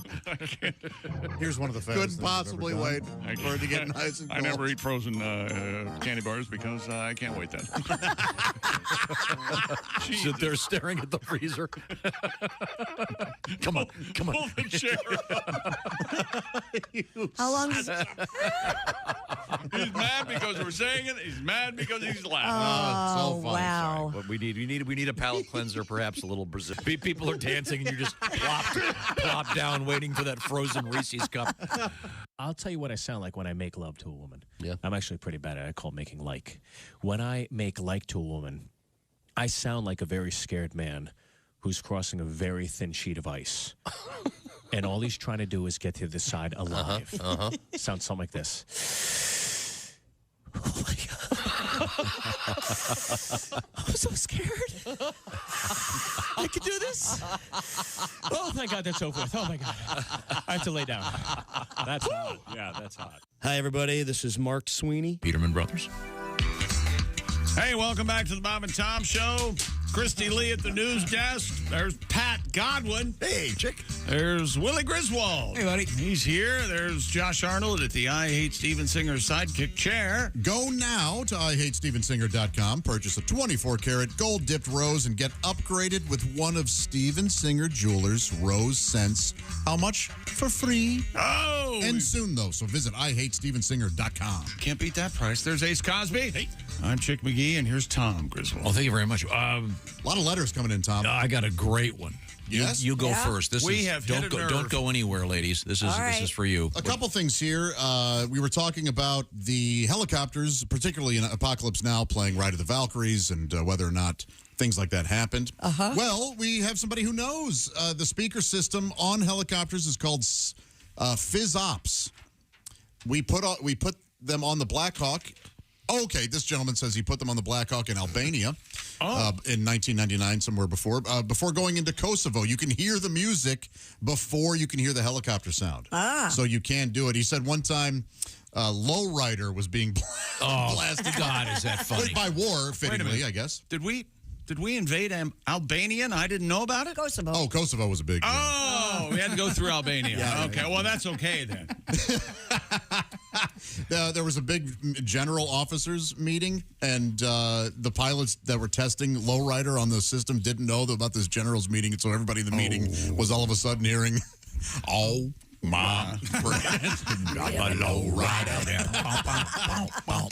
Man, that's a good song. It's a great song. Wow, that's so cool. So you would hear this coming towards before you hear the and then you would start to hear chopper noise. Did you think you were in a That's movie? a great movie scene. I wonder what they do with those speakers when they're done. That'd be cool to have in your basement. Well, my foundation's cracked. I've got a 50,000 watt amp. I think the days of the giant speaker are over. Yeah. I also made a joke about if I used an AR-15, I would dislocate my shoulder. That wouldn't happen. There's no real recoil on those. We're getting a lot of emails. We have hit a nerve. We're just we're oftentimes on the show, we're being silly. So forgive us. No, they misspelled the word stupid. Yeah, true. Yeah. Okay, I got a great letter here, Christy. Stand by. Okay. This is one of my favorite letters of all time. This comes to us from, we'll just call him Mr. David. Hi, Mr. David. He writes, my wife is pregnant with twins. What is that, 2 babies? Yeah, it's 2 babies. Boy and a girl, 2 boys, 2 girls? Yes. And we already have a baby. She has one breast that produces much more milk than the other. Really? Huh? She refers to them as the superhero and his sidekick.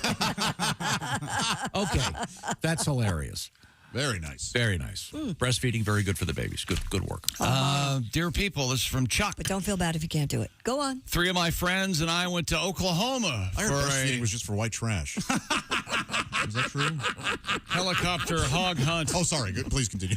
In Oklahoma for a helicopter hog hunt, the Hella Bacon. We killed 4 hogs and had them professionally processed. They were made into hog burgers and sausage. Oh. If you haven't had a hog burger, there's a really good. This looks like pork, but shaped in a burger. Oh, man, this is so good. Really? Currently, I have over 30 pounds of hog burger and sausage in my freezer. We will be going again this fall. Thank you, Chuck. Well, very nice. All right. I'm glad that it's all going to good use. I had wild boar. I did prepare it myself. You can buy it at this local grocery store, and I just didn't like it. I wonder if I just messed it up. It tasted it didn't taste like pork. Gamey? Or? Yeah, it was. I had boar's head, and it was delicious. Oh, well, sure, yeah. The boar's head roast beef. Cheese? Yeah, okay. I have their turkey. All of their stuff is very good, yeah. nice. This is an email from Chris. Dear Chick, I'm just curious. Are you going to cover the NHL draft today? No. That's fascinating. Mm-hmm. The NHL draft. Yeah. Aren't they still sure. playing? Yeah. Well, yeah, but they have to get new players. Wouldn't you time? Wait till after the season. Wouldn't you time it so you weren't No, up against the NFL? he wanted to know when the NHL draft happens. When it happens, will it be covered? I was Sorry. like, wait a minute. If you just a cursory understanding of the sports league would help in this case. Not my. I believe not my everything lane. you say, Mr. McGee. I don't know why. I have no idea. Well, let's why. try to get back to the sports page. Well, I think that's Stupid world record. a Texas man, Tejas, has set the Guinness World Record for the most hot sauce eaten in 1 minute. Mr. Chase Bradshaw. That's a soap opera name. Yes, it sure is. Are you trying to tell me the baby belongs to Chase? He earned the title after swallowing a total of 12 ounces of hot sauce. That must be pretty hot. Yeah, and I saw this. He's eating it like soup. Oh, really? Man. Like with in like a bowl. Ace could beat this record, I'm sure of it. And Ace, I tried to read this article, and it had so little information. The brand would be important. There's a brand called Texas Pete that was in trouble because it's so hot. Not made in Texas. Remember? Oh yeah. I remember that. Yeah, that's like water to me. Yeah, of course. Ace can down any amount of. Means he likes it hot. Well, if you want to go for this record, it's just this bowl of hot sauce, and he's eating it like last time we soup. tried this, he didn't do anything. He he sissed out. He sure did. I wanted to say puss out. But You know what? I won't. You know what? Let's do it again. Okay, we'll try. Fool me once. You heard the man. He probably also has the record, Ace, for the most burned rectum. Oh, it's got to be. That's why you're farting holes in your underwear. Yeah, it's the hot sauce. To me, that's an old wives' tale. I've never had an issue like that. I feel it. When I have something real spicy, I do feel it. Later on? Yep. Oh, yeah. Mm-hmm. Wow. Absolutely. You dig around in there to try to Well, I just do that anyway. get rid of it. I like it. That's why you call it number 2 pencil. You don't want to sharpen them. Yeah, of course not. Eraser first. Everyone knows that. Is that what that toilet brush is for? I have no idea. Is there anything else in sports? Oh, I'm not. You're kidding. Nigerian social media entrepreneur has broken the Guinness World Record for the longest interviewing marathon. Cool. Oh, jeez. Ms. Clara Kronberg beat the previous record with a time of 55 hours, 24 seconds. You're not going to read her middle name? Ms. Kronberg, go ahead. You do it. Chizoba. Chizoba? Isn't that great? That's Clara Chizoba Kronberg. I love Chizoba. Yeah. Black beans, rice, oxtail guac. And maybe an everything bagel. Queso. I like a veggie burrito. Ms. Kronberg hosts a YouTube talk show. Oh. Bitches can talk. That's the name of the show. Yeah. Isn't that? Did I read that wrong? Yeah, welcome to another episode of Bitches Can Talk. I'm Chizoba Cromie. Anybody can have a talk show on YouTube. Yeah, they can. She interviewed 90 people. 90? Of various nationalities and occupations. You sure this wasn't NPR? Did she label them before she went on with the nationalities? Like, here's an Italian, stuff Probably. like that? So you're from Italy. Here's a filthy Irishman. Ma'am, we are dirty. Hey. Will you please knock it off? Hey, we don't serve booze here. Here's a smelly American. Now, this gets much better. Keep reading. Oh, boy. Yes, sir. With conversations centered around how much or how each guest achieves success in their respective fields. I bet it's... I would listen to something like this. It just sounds like a crowd work special to me. Yeah, it hey, does. what do you do? Yeah. Oh, cool. See you later. Next guy. But see, this is the world record. This is where it gets interesting. No, this is how she, you'd be want to be on board with this. Clara's record attempt took place on a docked yacht in the Spanish city of Marbella. Awesome. Oh, nice. Where she currently lives. Nice. Docked yacht. As with all longest marathon record attempts, Clara Chizoba Kronberg accrued 5 minutes of rest time after each hour of interviewing. Only during these breaks was she permitted to nap, change her clothes, or take a go to the bathroom. To compensate for the large volume of water she was consuming, Clara wore adult diapers throughout the record attempt. She haven't. Oh. No. Go ahead. You know what? I'm glad and proud to do this for this show and for Tom Griswold. Again, it's for the world record. She added, even worse, by the way, my period started the same day. Oh, and I was already having intense menstrual cramps. At some point, I was literally dripping pee and period stain. Oh, isn't that lovely? Oh, my gosh. She's interviewing poor plumbers or whatever. I persevered, and kept my eyes on the goal. I just want to know who owned the yacht. Wouldn't you be going, hey, Clara. Hey, Drippy. Yeah. Easy on the poop deck. Hey, Drippy. To anyone who ever reads this, Clara continued, once you find your purpose, go after it with everything you've got. Oh. So 55 hours interviewing 90 people would be interesting. If it were just 55 hours of one person, it would just be the average podcast. United States of America. Okay. Now, coming up, we have a cool cat story with a nice happy ending for you cat lovers. But Cool cats, kids. But a weird one. Like a jazz guy that smokes cigarettes, a cool cat? Or like a Nah, different not that kind of cat. Yeah, I'm a cool cat. Man. What have you got over there?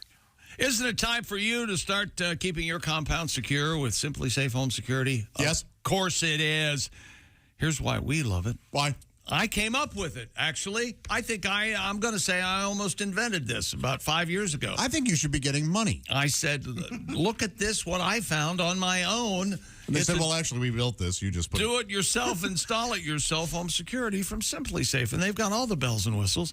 Easy to install. You should at least be a board member. Sensors for break-ins, fires, floods. They have a freeze sensor in case you don't want your pipes to freeze, do you, Tom? No. They have a warning system from Been Simply there. Safe. Yeah. Indoor and outdoor high-def cameras keep watch over your property day and night because it's yours. Great way to check in on your pets, backed by 24/7 professional monitoring for less than $1 a day. And get a load of this feature. Simply Safe professional monitoring agents help stop crime in real time. They can talk to those intruders through the wireless indoor camera. Please don't take that. And they'll tell them police are on the way and your image is being recorded on this here camera. No contract, 60-day money-back guarantee. I've never heard of such a thing, but if you don't love it, you can send them back for a full refund. Simply Safe, giving us and many Bob and Tom Show listeners real peace of mind. Get 20% off any new Simply Safe system. Sign up for Fast Protect monitoring. Just visit simplysafetom.com. That's simplysafetom.com. Remember, there's no safe like Simply Safe. Coming up, how old can you be and still operate your motor vehicle legally? We're going to find out. We got an old man behind the wheel. We've also got the Mad Shatter is out there once again. We'll find out who he is and where. This is the Bob and Tom Show.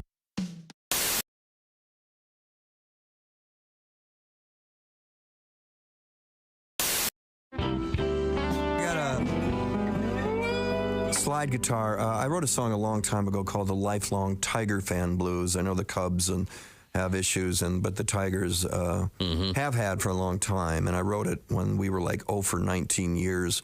And then we got good in 2006. But then this particular season, 2010 here, we were great. And then we, went off the cliff. So I rewrote it about a week ago.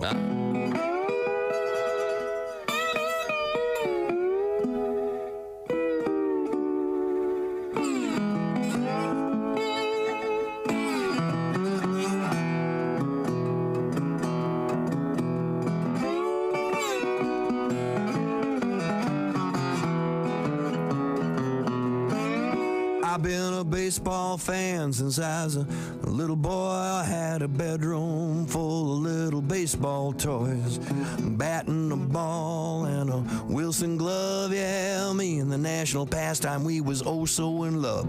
Every opening day, I still get that itch. I can hardly wait for that very first pitch. All my hopes and dreams all in place. I get visions of my Tigers in a pennant race. Win or lose, I got a lifelong Tiger fan blues. 2006, we made it all the way to the fabled Fall Classic, only get a St. Louis whooping and our Detroit ass kicked. 2009, we was tied with the Twins. We had to go to Minnesota to lose it again. In 2010, started off with a bang. We was leading the league in everything.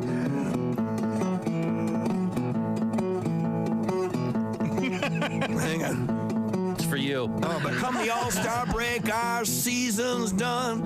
A goose is cooked, oh, they're setting our sun. Win or lose, I get a lifelong Tiger fan blues. Bring back K-Line, bring back Cash, bring back Greenberg, and all them homers each smash. Mickey Cochran, Schoolboy Rowe, Ty Cobb, and Rocky Colavito.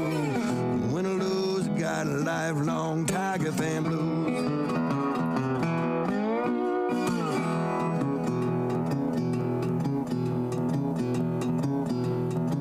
And this is the rewrite. First Samaya broke his arm, then Inge broke his hand while Mags was breaking his foot. Guillen was pulling his ham. Half of our roster was MIA. Now half of Toledo's been called up to play. I don't believe in fate. I don't believe in signs. And waiting on your destiny's a waste of time. But how the hell else can we possibly explain Armando Galarraga's imperfect game? Win or lose, I got a lifelong Tiger fan blues.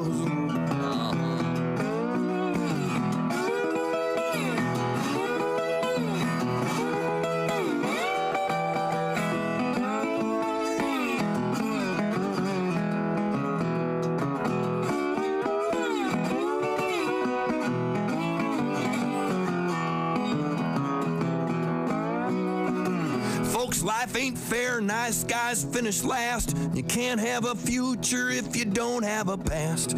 Yet still I hope, still I pray, another World Series gonna come my way. But folks, mark my words and learn this lesson. Cut your losses and count your blessings. Or just like me, you're gonna end up crying while spending Sunday afternoons with the Detroit Lions. I got a lifelong Tiger fan blues.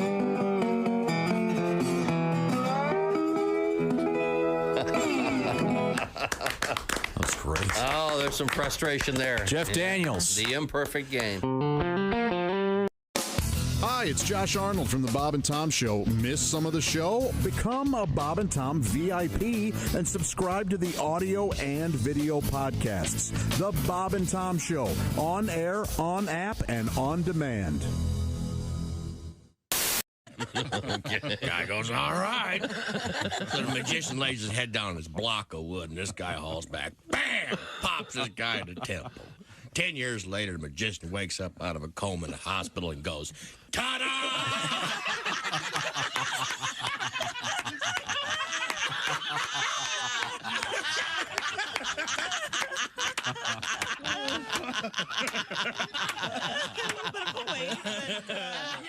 When grandfather dies, life will be strange. When grandfather dies, my whole world will change. When grandfather dies, I'll scream and I'll yell, 'cause I'll be rich as hell. And then I figured I didn't need to write anymore. Essential Morning Radio. All day and all night. Might as well shoot me when the beer runs out. Bobbin. Hey, welcome back to the Bob and Tom Show. Still at the sports desk, ladies and gentlemen. Flirting with that record. I think it's High record. Another 55 minutes to go, and we have a new record. I don't think I'm going to make it, but we could try. You still have more sporting information? Oh, yeah. Another one? Are you ready? Yeah, man. What? Several dozen children from Russia took part in a hobby horse competition. Oh, for goodness sake. My butt hurts. Is a hobby horse a rocking horse, or is it the thing that goes between your legs and you hop around? Hop around like on a stick? Yeah, that's right. Oh, yeah. That's what a hobby horse is? That's a hobby horse? No, Organized by the Russian Federation of Hobby Horsing. Of course. What do you expect? Equestrian marvel. The competition in St. Petersburg saw 48 people and one boy. They were girls. They're good for one thing, reproducing. Sir. Ranging in age from first graders to teenagers. The event looked exactly like a equestrian course, complete with hurdles, but instead of a horse, children rode around on a stick with a horse's head. We had to put down 4 kids. Broken ankles. Who's responsible for this road apple? It is me. Oh, little Ivan Deuce.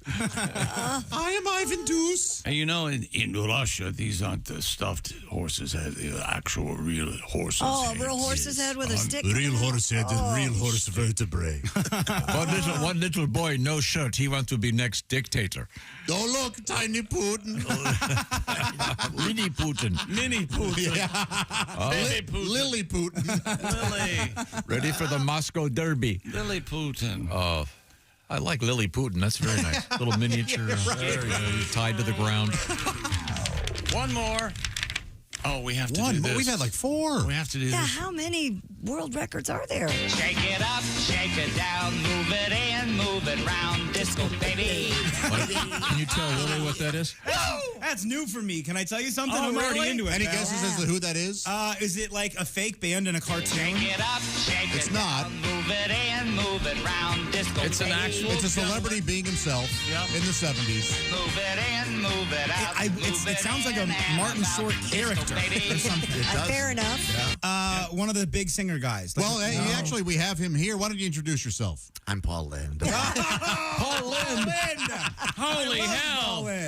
Now you hear it, right? Shake it up, shake it down, move it in, move it round, disco baby.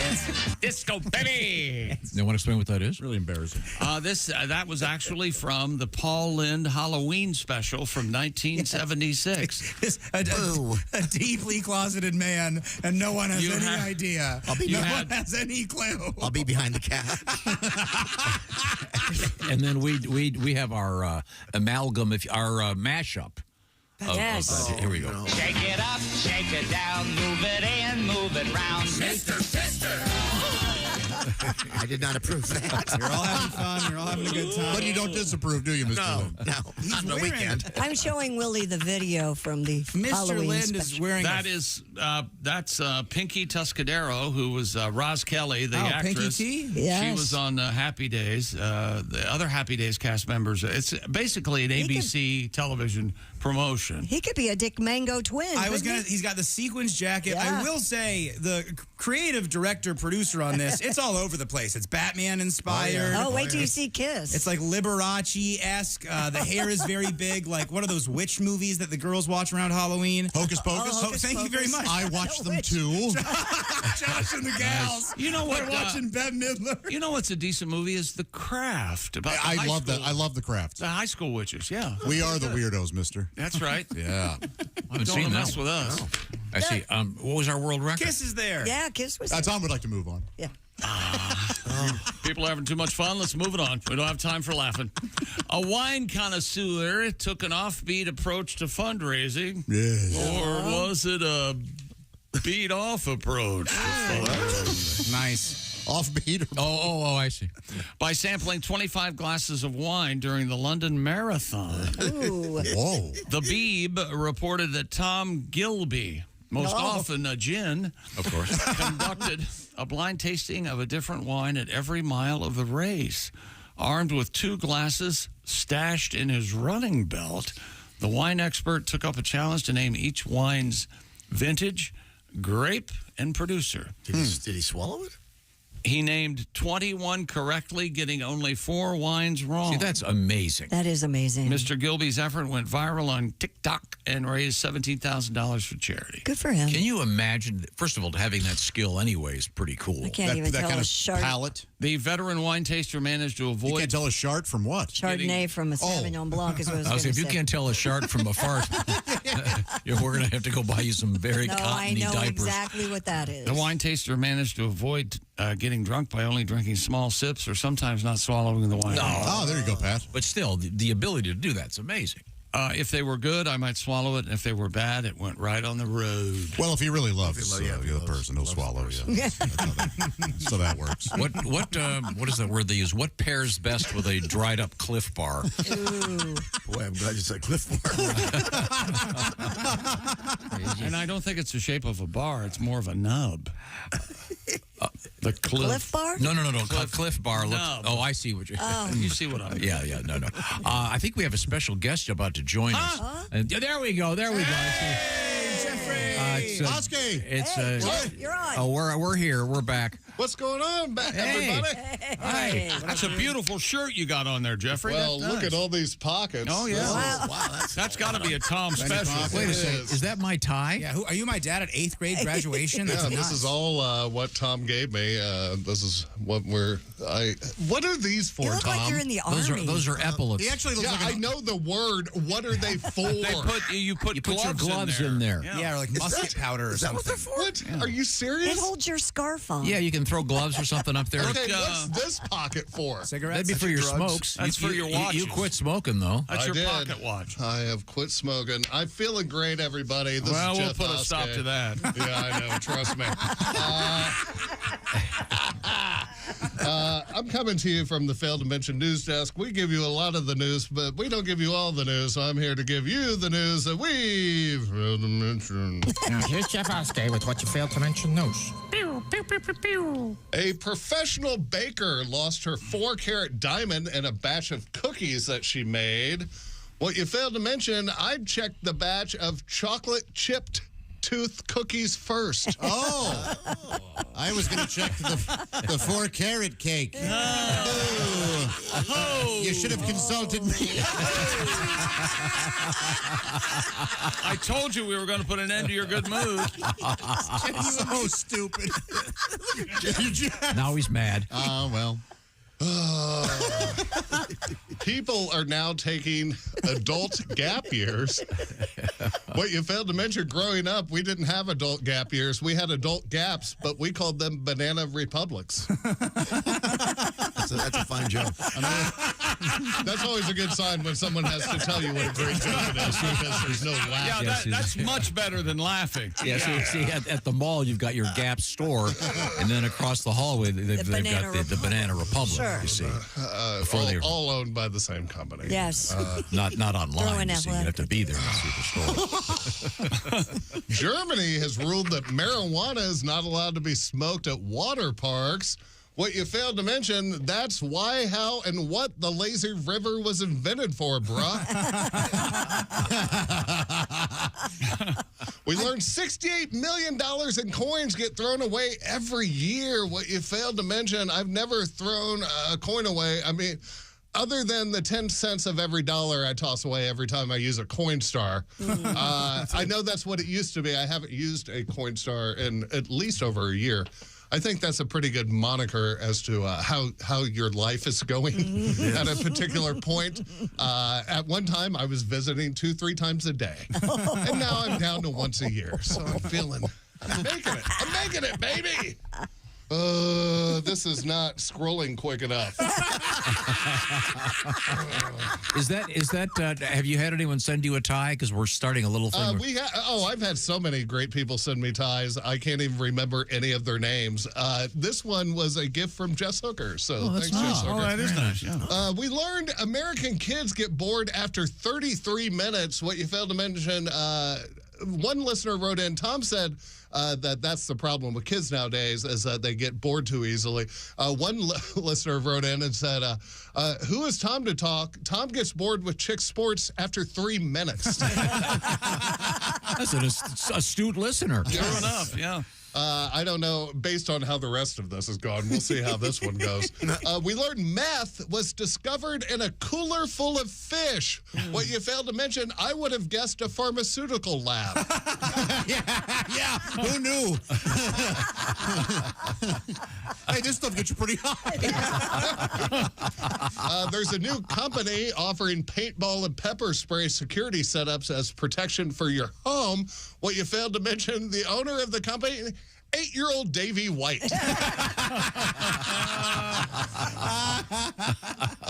Bella, the oldest orangutan in captivity, just celebrated her 63rd birthday. What you failed to mention, when asked what she wanted for her 63rd birthday, Bella signed the word freedom.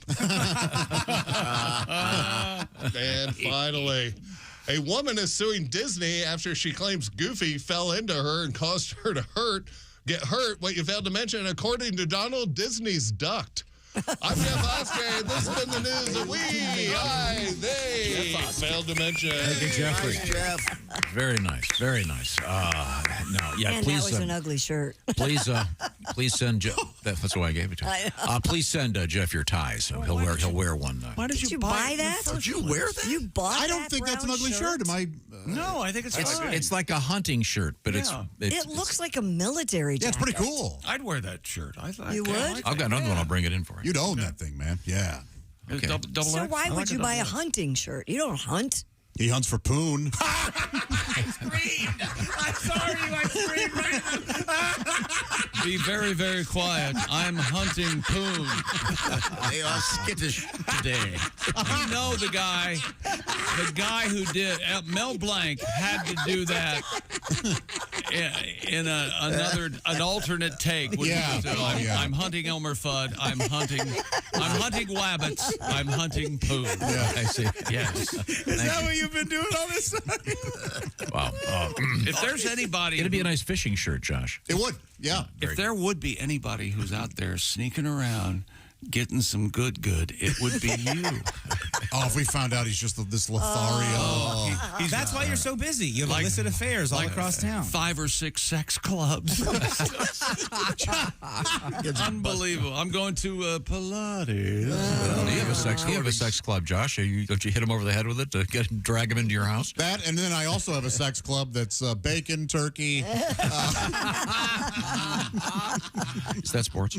I always wanted to talk to people who incorporate food into their lovemaking, if you will. Yeah. Right. Like, and not just like chocolate sauce. Not your whipped cream. You mean real food, right? Yeah. You mean like eating dinner in bed or something? I like a pastrami sandwich. You put it on her. You put it on her bread and eat. You put it on her breast and eat it off. What? No. Do people do that? Remember that period in the 90s, maybe early 2000s, when it was like fashionable to go to a place and eat sushi off of a woman? Oh, yeah, that off was a in woman. the movie a couple of times. Odd. Would you ever do that? No. Oh, God, no. Wasn't that a scene in The Cook, the Thief? His wife? Oh, maybe that's where it kind of was. But it was a thing. Yes, it was Helen Mirren. Yeah. It was the woman. It's been in other movies, too. I have one question. Does the soy sauce go in her belly button? That's all that I need I to don't know. think it did. Well, it's a missed opportunity is what that You is. mix in the wasabi with your sticks? If you got an Audi, you're screwed. I bet you if you put wasabi in your belly button, it would burn. I bet it would, too. Maybe if you leave it. Yeah. Do you know that if you're babysitting your little cousin and you tell him that the wasabi is kiwi ice cream, he'll eat it, he'll cry, he'll touch his eye, he'll cry for an hour. You learn a lesson immediately. Oh, Willie. You learn a lesson so fast. I'm sorry, Coop. You know, if you put it on the top of your, it'll go right in the pee hole. Well, now that we're talking medicine, we have to do a wasabi throbby. That's a wasabi. Okay. The old wasabi throbby. Thank you, That'll Pat. light you up, man. Nobby. Very helpful. Very helpful. They've done a song this hour, Pat? No, I did that Hollywood thing. Get a ticket to watch the show, Pat. This show is phenomenal. Holy hell. No, that eating off the isn't there a restaurant that does that in Japan or something? Well, I think it was a fad. It was kind of fashionable was a for a fad. moment. Yeah. Mm-hmm. How humiliating. Well, what? So this woman is lying down and you're eating off of her stomach? Well, yeah. She's pretty. It's a gig. Would you ask for, what do you recommend? Well, she's not allowed to talk. Yeah, I think it's like an Uber driver. You She's just a pretend they don't table. exist. Yeah. There's the salmon areola. Salmon areola. This is sick. Sick. it is kind of sick. He's genuinely terrible. disgusted. Okay. Is that sports? Yes. Okay. Okay. Thank you. Hit. All right. We have disgusting food coming up. Okay. This is what you farted. Thank you very much. There you go. Whatever you do, always be a good sport. And thank you very much, Chick McGee. I want to tell you that I can help you out here because Mother's Day on a Sunday this year, Yeah, May 12th. just around the corner, actually. So now's the time to act and get a great gift for that mom. There's so many moms in your life. Think about that. You can take care of all of them with one little trip to IHateStevenSinger.com. Thank you very much, Steven Singer. Mr. Singer, among other things, has those beautiful roses. There's one right there. These are real roses dipped in gold, and then they are shipped to you. How does it work? Well, you go to IHateStevenSinger.com. This season, it's the red wine gold dipped rose, 24 karat gold, and it's kind of a burgundy red, and then the with great petals, and you can see the gold, and then a beautiful green there coming up the stem. So check all the details out by going to IHateStevenSinger.com. We all have lots of moms in our lives. You can get them something nice for Mother's Day. Christy Lee, what's that bracelet you've got on? Oh, this is the At Last bracelet. Let me tell you, any mom would be thrilled to get the At Last bracelet. And I promise the chick won't sing to My you. true love is coming up. That's not helping. Mom would run. Now, you want to find all the details, you go to IHateStevenSinger.com. By the way, order now, get upgraded with one of Steven Singer That's right. Jewelers' Rose Scents for free. Order now. And free shipping. Did I say order? Order. Oh, thank you. From Steven Singer. Okay. You're welcome. Order Rose. Okay, order I like now. Steven. He's a cool And get upgraded with dude, man. the special scent. Free personalized gift card. Did I mention free shipping? And a free lifetime guarantee, of course, from Steven Singer Jewelers. Think of all the nice things your mom has done for you. Think about over the years. And maybe that lady over there is a mom. Get her something nice. I got nothing. Well, you don't have a mom. Your mom is deceased. Yeah. But thanks for bringing that up. There's some other moms You could put in a your life. Never mind. I'm not going to say it. In fact, Never mind. there's a number of ladies you could. Let's just move forward here. Oh, really, Josh? What are you talking about? How many mamas you got on a chain right now? Josh, yes, your lovely mother. I happen to know that she collects those lovely roses from Steven Singer Jewelers. I love my roses that my boy Josh gives me. Well, you're very welcome, Mom. I love very, you. very pretty. Just like my mother. That's just like right. you. I like to put them between my toes and put my Thank feet you. up in Thank the you air. for saying toes. And when did you start smoking Camel non-filters? I think I have a cold. Oh, is that what it is? A little bit of a cold. You feel better, Mom? Okay, your chest hair is lovely. It's from making love outdoors. Is what it is. Rich likes it outside? He likes it every which way. So this has now become horrifying. I'm so sorry to Josh's mom. You know I'm in a sex club with Tom. Did you know that? Mom, I don't need to know that. Tom really throws it out. Oh. Hung like a show pony. Oh, mother. There's no need to get truth involved in this. Now let's just move forward here. Good boy. Coming up, we have a happy cat story that starts out scary. Cats, K-A-T-Z? No. Okay. No, Nashville Cats, very fine law firm in Nashville. Tennessee. Good guess. Yes, Seymour Cats and his fellow lawyers. Also, we have urine in the news in a big way. Mayan? Urine. Urine luck when we come back. And a story that actually is about eating rat broth. I'll have none, please. Thank you. This is the Bob and Tom Show. Add to or continue the conversation. Check out the Bob and Tom Show on Facebook.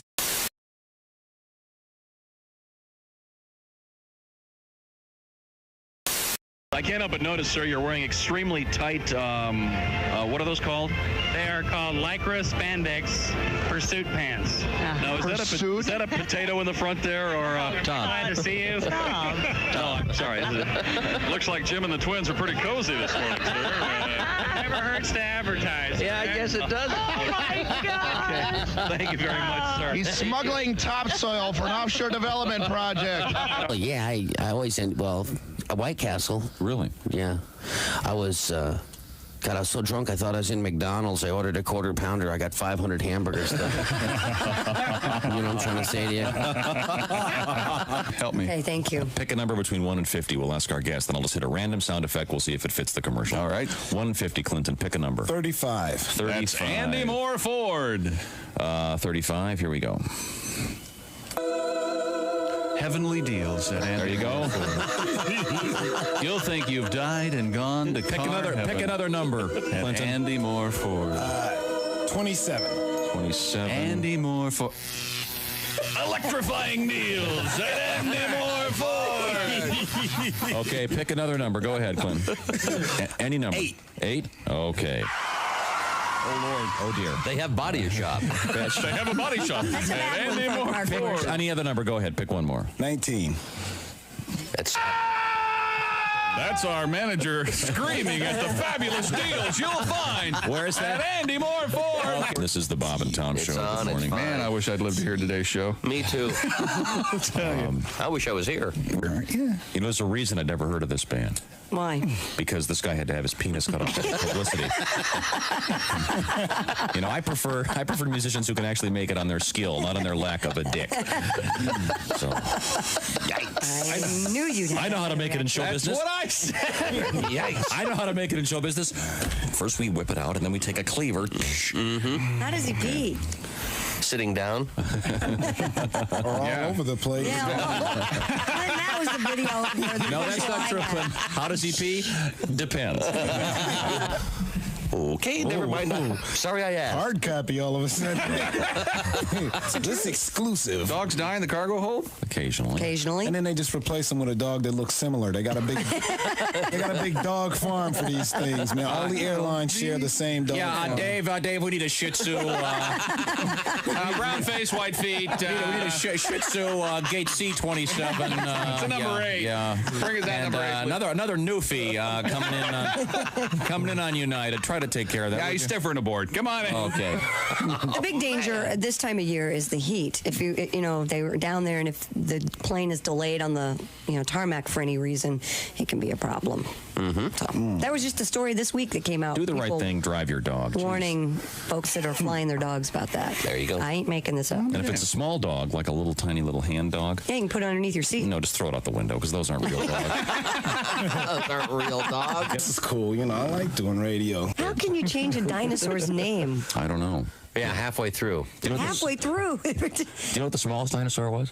What? The clitoris. Very tiny. Little red, pinkish dinosaur. Well, congratulations. Wow. You finally got it on the air. Done it, haven't you? Congratulations. Way to go. See, all that filthy lunch talk, and now it's on the air. Are you happy now? Are you a big man saying clitoris? Is that it? See, I always thought the smallest one was the lick-a-lot-of-puss, but apparently. Jack has written in, he says, can we call Josh's fans the Harneys? Oh. Because I'm often Harney and talk about it. And then T-shirts that can say, I'm a Harney. Please tell my wife I'm Harney. Bob and Tom in the morning and highlights all day long. The Bob and Tom Show, weekday mornings at 6 a.m. Eastern on Bob and Tom 24/7. Essential morning radio. All day and all night. This is Bob and Tom Radio. And now an important message from your friends at Frigamall Orthopedic Laboratories. Hi, Brenda. Ready to go jogging? Sorry, Christy. I can't. Didn't you notice I'm limping? What happened? Did you blow a knee out? Well, my knees do hurt. What do you mean? Well, we were on our way home last night, and Bob started feeling romantic, so we pulled down a gravel road. And today, my knees are really killing me. Girlfriend, I've got just the thing for you. They're called Attagirl knee pads. With their soft, cushiony padding, you can say goodbye to sore and scraped knees. Attagirl knee pads fit right in your purse, so you can take them anywhere. Perfect for a Friday night date or that important job interview. Hey, Brenda, how'd it go last night? Well, my knees feel great. But, do the Attagirl people make lozenges? You whore. Attagirl knee pads. Order today, and you'll receive a free head helmet. You'll love wearing this stylish tabletop helmet with its flat, level surface, big enough to hold his beer, remote control, and a magazine. Attagirl knee pads. Protective goggles sold separately. Hi, this is Paul. And this is Storm. And we're Paul and Storm, and you're listening to Bob and Tom Radio. Sean Morey is here with us. Sean, nice to see you. I get annoyed by certain things. People who use the word friggin'. Friggin'? What the hell is that? Make a stand. Either say the F word or say golly gosh darn. Right. What does friggin' mean anyway? I'm almost mad enough to cuss. Don't push me. I'll say friggin'. I don't give a shooby dooby.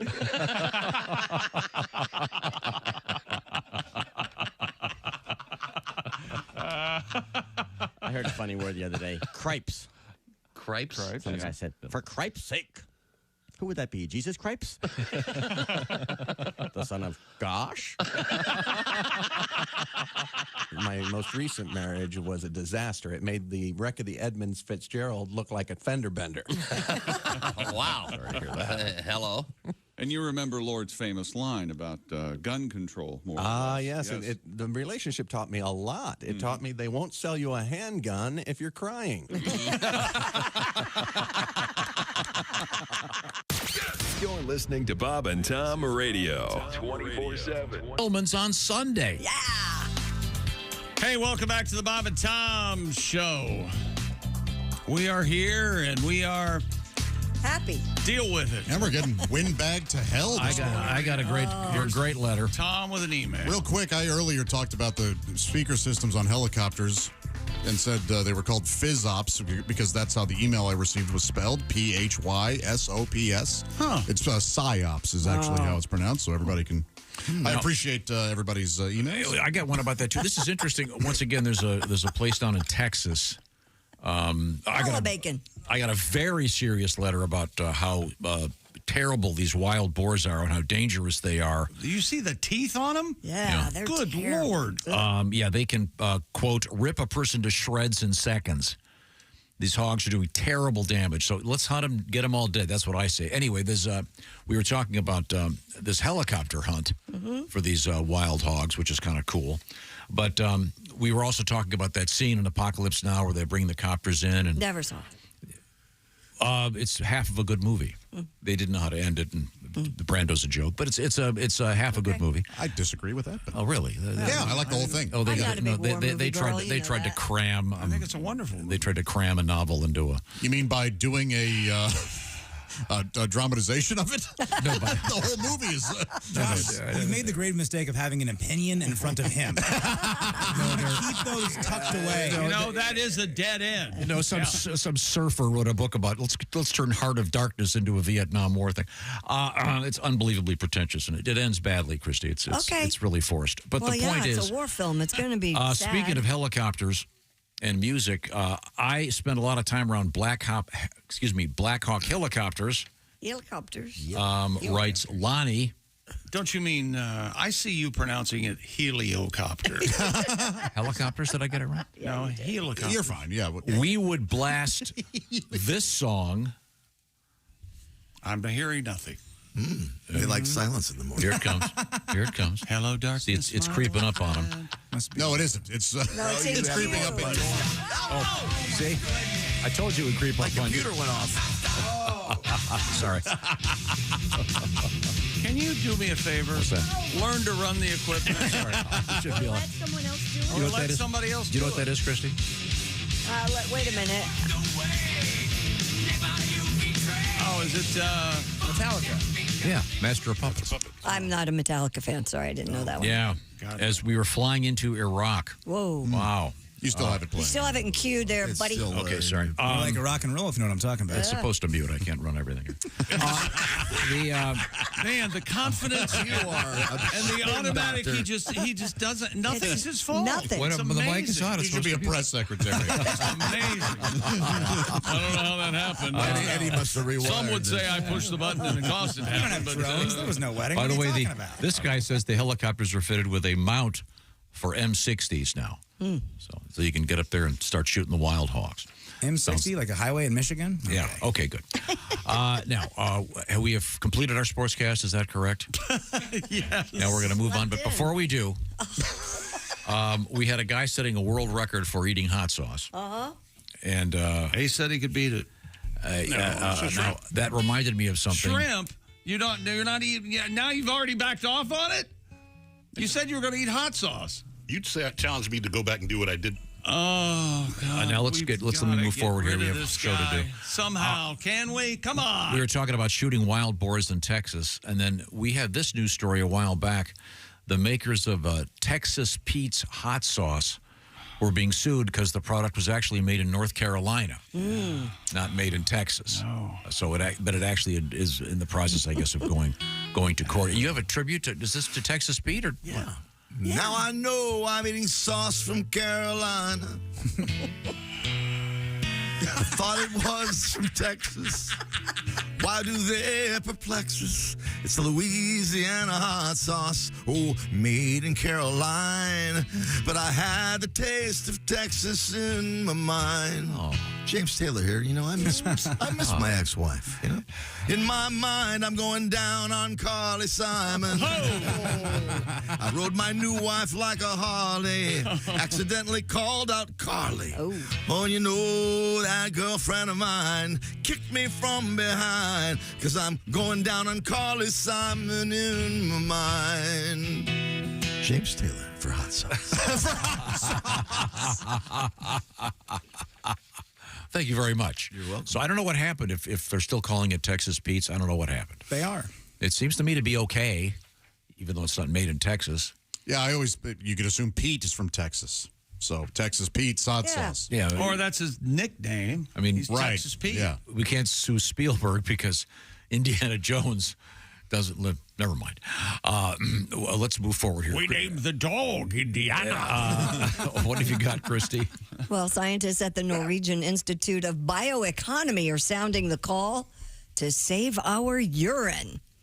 These researchers report urine contains nitrogen and phosphorus, which are essentially superfoods for plants. While farmers pay for synthetic fertilizers for their crops, urine is completely free, they say. An adult, for those of you who don't know, produces around 132 gallons of urine a year. I beat that last year. I do piss away a lot of it. I beat that every day, I think.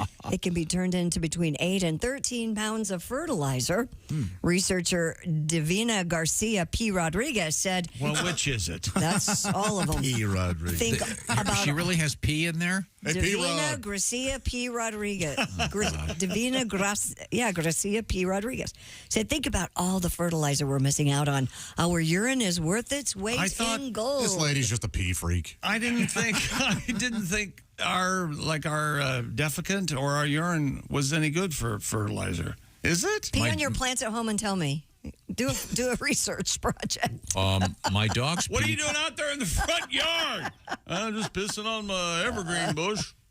My dog's pee kills the lawn. And you were peeing on your hostas, weren't you? Yeah, that was supposed to be to keep the deer away from I've heard that only female dogs will there's an enzyme in female dog urine that kills grass. No kidding. And not boy urine. Yeah. I got girl think you're dogs. right, because I didn't have a problem until I got the girl. Yeah.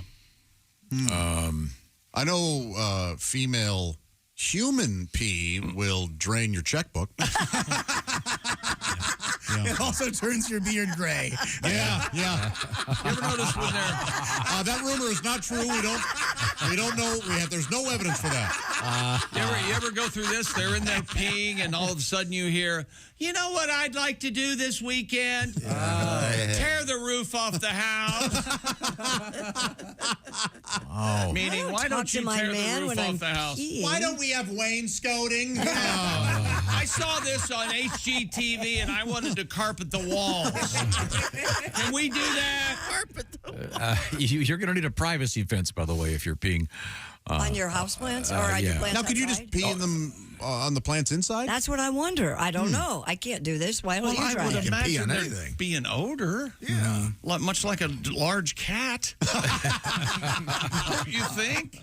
There must be. Yeah, there must be a reason that we're not doing this. Makes your basil and cilantro taste funny. Yeah, if you're eating your own garden vegetables. Oh, that's really nice. Why do you call this the R. Kelly tomato? Well, it's a funny story. Lots of interesting things happening in the world, including cats, beer bottles, and all in the news. This is the Bob and Tom Show. Thanks for listening to the Bob and Tom Show this morning.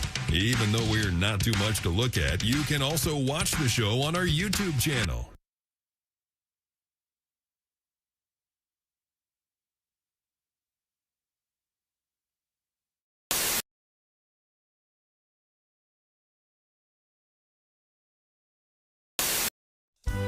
You know, here at Charlie's Tavern, I stay mighty busy making drinks, but the phone, it never stops ringing.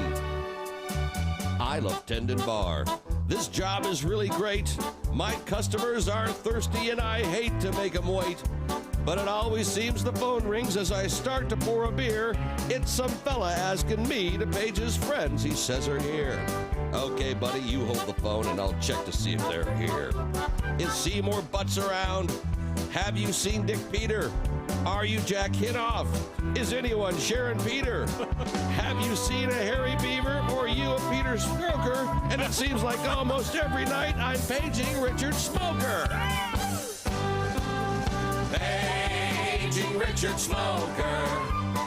Paging Richard Smoker. Yeah, his name is Richard, but they call him Big Dick. I'm looking for a big dick smoker.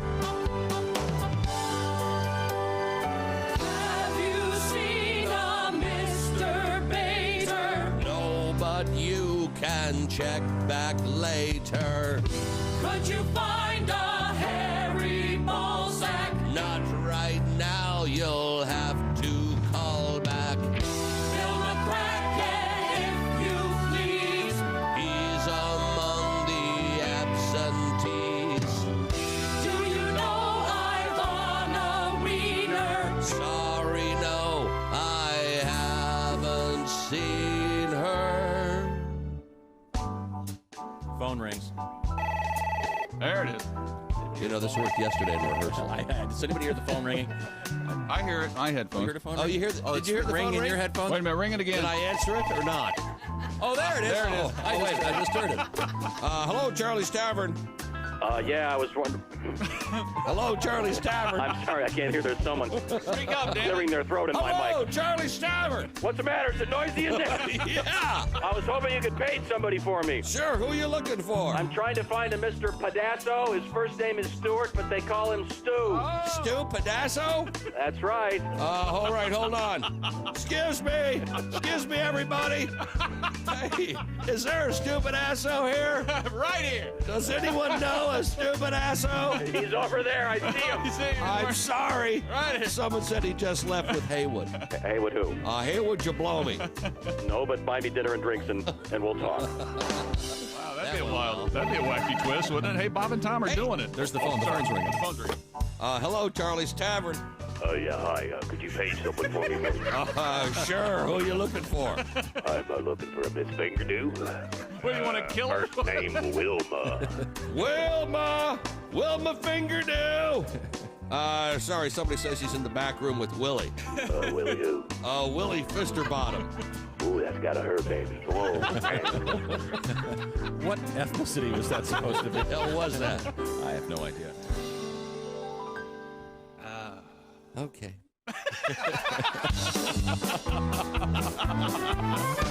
They call here several times a night, and it's always the same. He asks me if I'll page his friend, and then he says their name. Hey, is BJ Hunter there? Can you find a Peter Wanker? I'm looking for Amanda Kiss. Have you seen Woody Spanker? Paging Richard Smoker. Paging Richard Smoker. Yeah, his name is Richard, but we call him Big Dick. I'm looking for a big dick smoker. Really? My song is nearly over now, so I'll cut to the quick. Who knew there were so many guys named Peter, Rod, and Dick? And if you see somebody, or if you need somebody, Paige, let me be quite blunt. Uh-oh. I'll try my best to find him, or my name's not Michael Hunt. Paging Richard Smoker. Paging Richard Smoker. Yeah, his name is Richard, but they call him Big Dick. I'm looking for a big dick smoker. Paging Richard Smoker. Is Mike Hunt here? Jeez. Paging Michael Hunt. It's not on the script. Paging Michael. You're supposed to say. Paging Michael Give me the Hunt. last part of the song again, would you please, Steve? You're supposed to say Paging Michael Hunt, then say Paging Richard Smoker. Paging Richard Smoker. Oh yeah, his name is Richard. They call him Big Dick. I'm looking for a big dick smoker. Paging Richard Smoker. Paging Michael There Hunt. we go. Paging Michael Hunt. Is Mike Hunt here? That went well. See, that really makes a difference when you set it do up. that stuff, Yeah. right? Yeah. Yeah. Face of Larry like, what? He hands up the phone, looks right at me, and says, frickin' Ron's dead. That's it. That was it. Hi, this is Nick Griffin, and you're listening to Bob and Tom Radio. I got thrown out of J.C. Penney the other day. Really? Yeah, fondling up the mannequins. You believe that? And that ain't my fault. Have you seen the mannequins in there? And they taunt you, too. They got the little short skirt on, arm up, kind of waving you over. You know what I mean? Shoot. I tell you what, if you ask me, the little whore was asking for it. What'd you do, Doc? So I screwed up. You know how too many times I say the wrong thing? Yeah. Right. Well, Kathy's into this mail order stuff again. Right. Yeah. She's into this big time. I came home the other day. There was a case of breast enlargement cream on the kitchen table. There was? Breast enlargement cream? Yeah, sitting right there on the table. I said, what the hell is this for? She said she rubs it on her breasts. They get bigger. I said, just use toilet paper. It's been working on your butt for 8 years. Oh, that was a beautiful thing. Bob and Tom 24/7. Not on air, online, all the time. And Jess Hooker sent you. Hey, welcome back to the Bob and Tom Show. At the news desk, it's Christy Lee. Hello. There's Pat Godwin. Hey, Chick. There's Willie Griswold. Hey, what's going on? He's here. There's Josh Arnold. Hi, Chick. He's over there at the I Hate Steven Singer sidekick chair. There's Ace Cosby. Howdy. Got that joke of the day coming up, Tom. And I got a tip, apparently. Whoa! We were talking about some scientist in Europe says you're supposed to take urine and fertilize your plants or something. Oh, I thought you had a tip about the joke of the day. I don't. But what it sounded. I'm Chick. Here's Tom. This guy says, put a tablespoon of tomato soup in your dog food and their urine won't kill your grass. Is that right? Really? That's weird. That is That weird. is What if that's true? How in the hell did anyone figure that out? What if you have an Italian dog and they love your spaghetti? You could recreate Lady and the Tramp? Yeah. Oh, very good. Okay, good little dog. Josh has written in warning us about peeing on your plants. He says he urinated on his garden last year, and he says all it did was make my asparagus smell like pee. Very good. That's a fun one. Very man. good. I don't know if Raquel, I can beat that, but Raquel writes, I have two sons who are grown now, but growing up with a house full of boys, they all peed on the Rose of Sharon bush by the garage. It was the most beautiful bush ever. Every Wow. year it got bigger and more full of blooms. Well, how about that? There you go. Poor Sharon. And there was a no. Raquel, huh?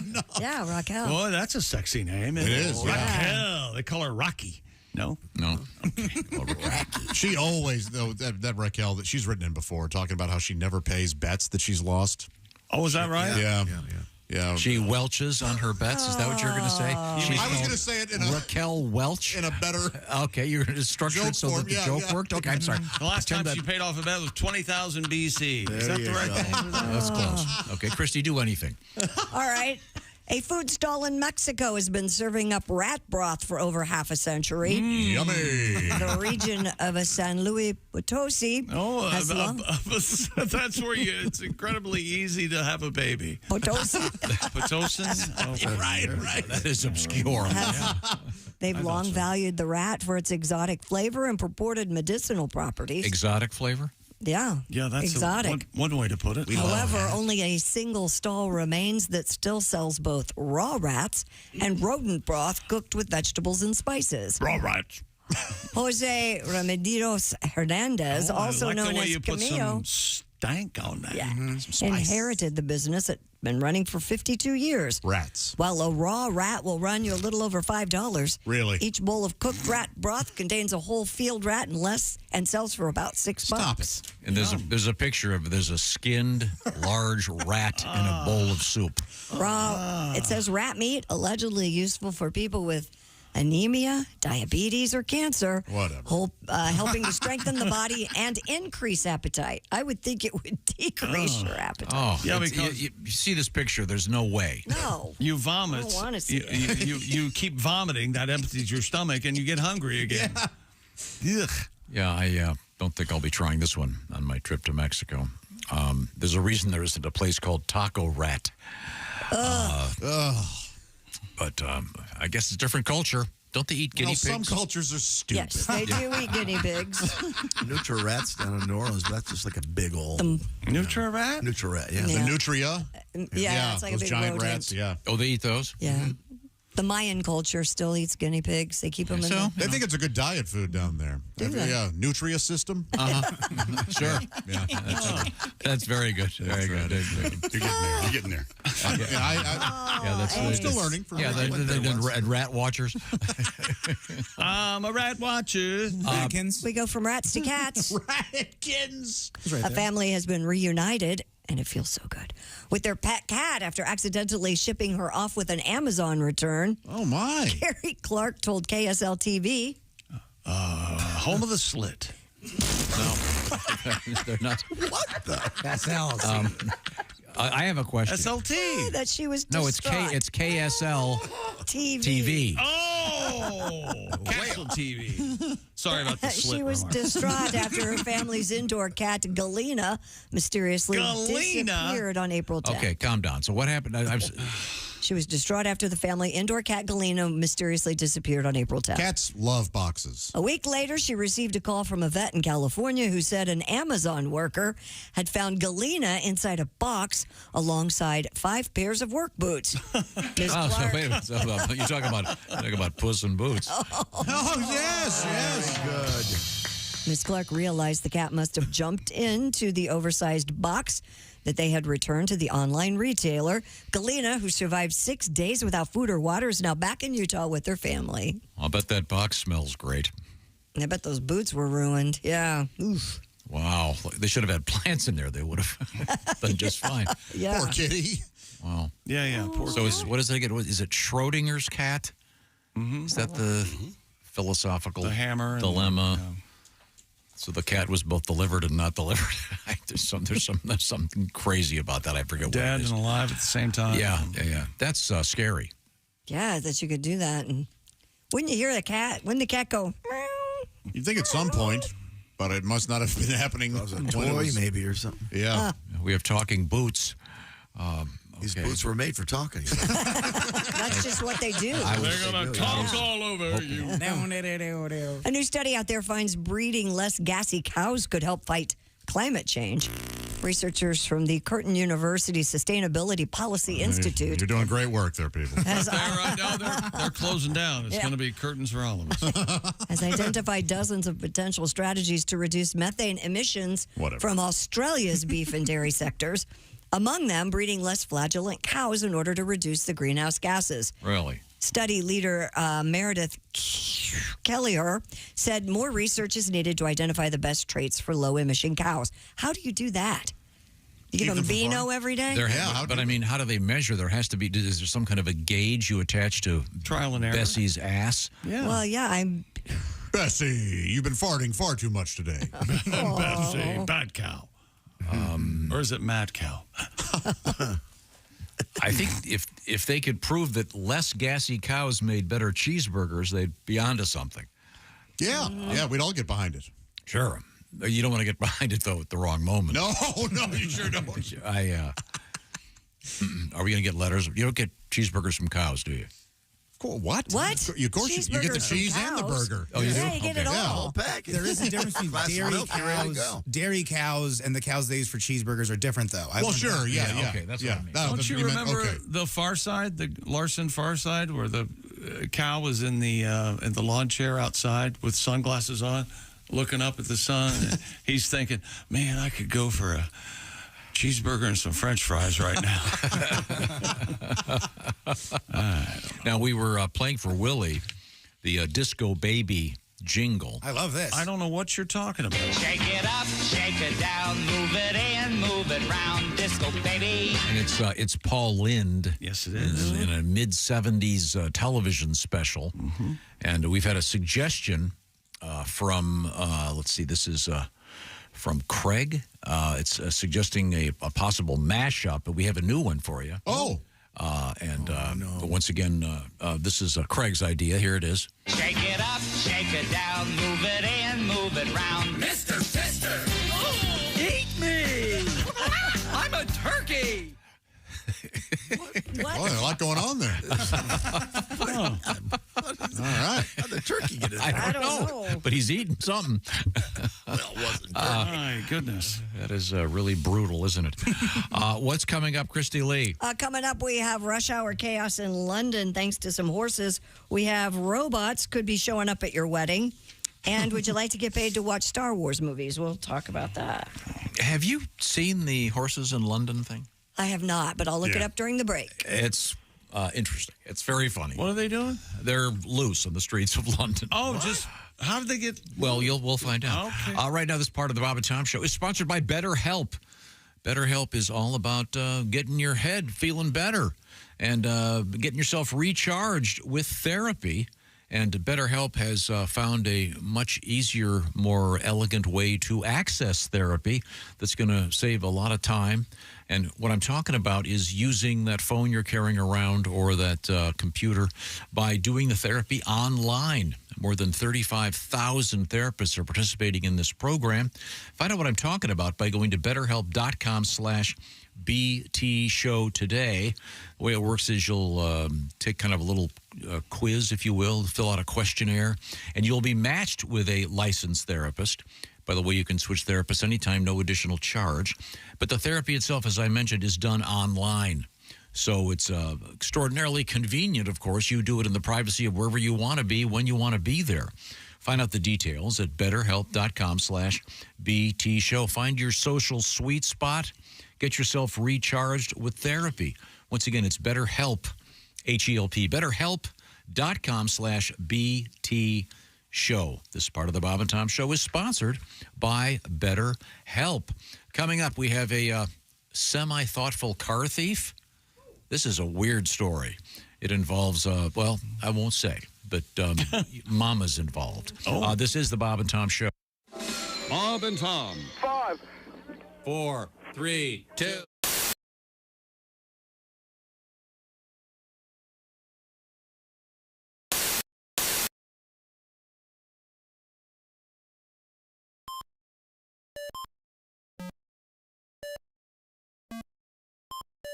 Hey, did you enjoy those videos played in that break? Check out the Bob and Tom YouTube playlist for more great stuff.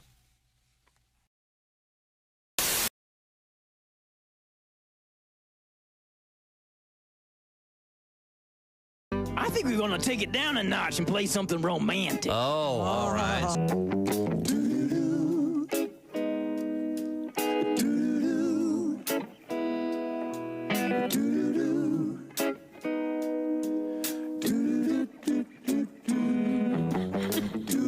You've got secrets, you're not saying a word. I can't describe just how much that hurts. I thought our love was honest and true. You're guilty, baby, and your silence is proof.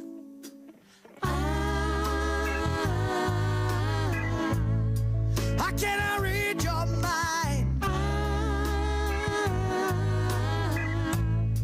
Have we been living a lie? It's not up to me this time. I'm leaving it up to you, baby. Leaving it up to you, girl. I'm leaving it up to you, baby. Don't you tear apart my world. I'm leaving it up to you, baby. I'm leaving it up to you, girl. Well, I just can't believe that you're deceiving me. It's a slow dance for Java and Christy Lee, ladies and gentlemen. This is not a lady's choice, obviously. You come home looking like you've been caught in the rain, smelling like cologne, and it ain't rained for days. High karate, time after time. I say this can't get much worse. No, no, no. You've got cheating in your eyes, girl, and your drawers in your purse. Oh. I can't read your mind. Hey, we've been living a lie. It's not up to me this time. I'm leaving it up to you, baby. Leaving it up to you, girl. I'm leaving it up to you, baby. Don't you tear apart my world. I'm leaving it up to you, baby. I'm leaving it up to Java's coming to see you, girl. Well, I just can't believe that you're deceiving me. Oh, no. Smells like high karate.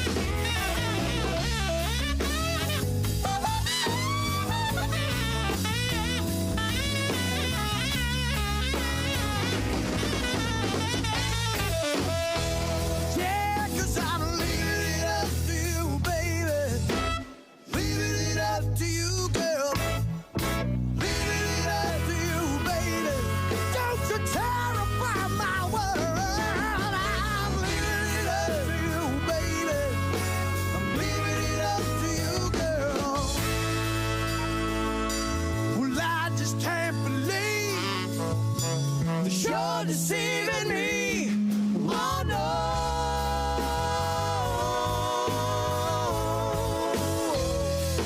Oh no.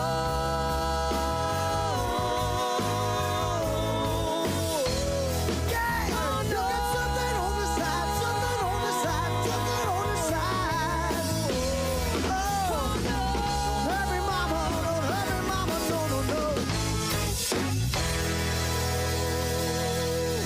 Oh, yeah.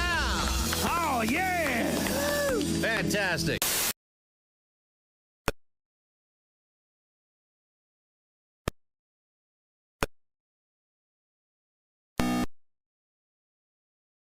This has been Cliff Notes Theater.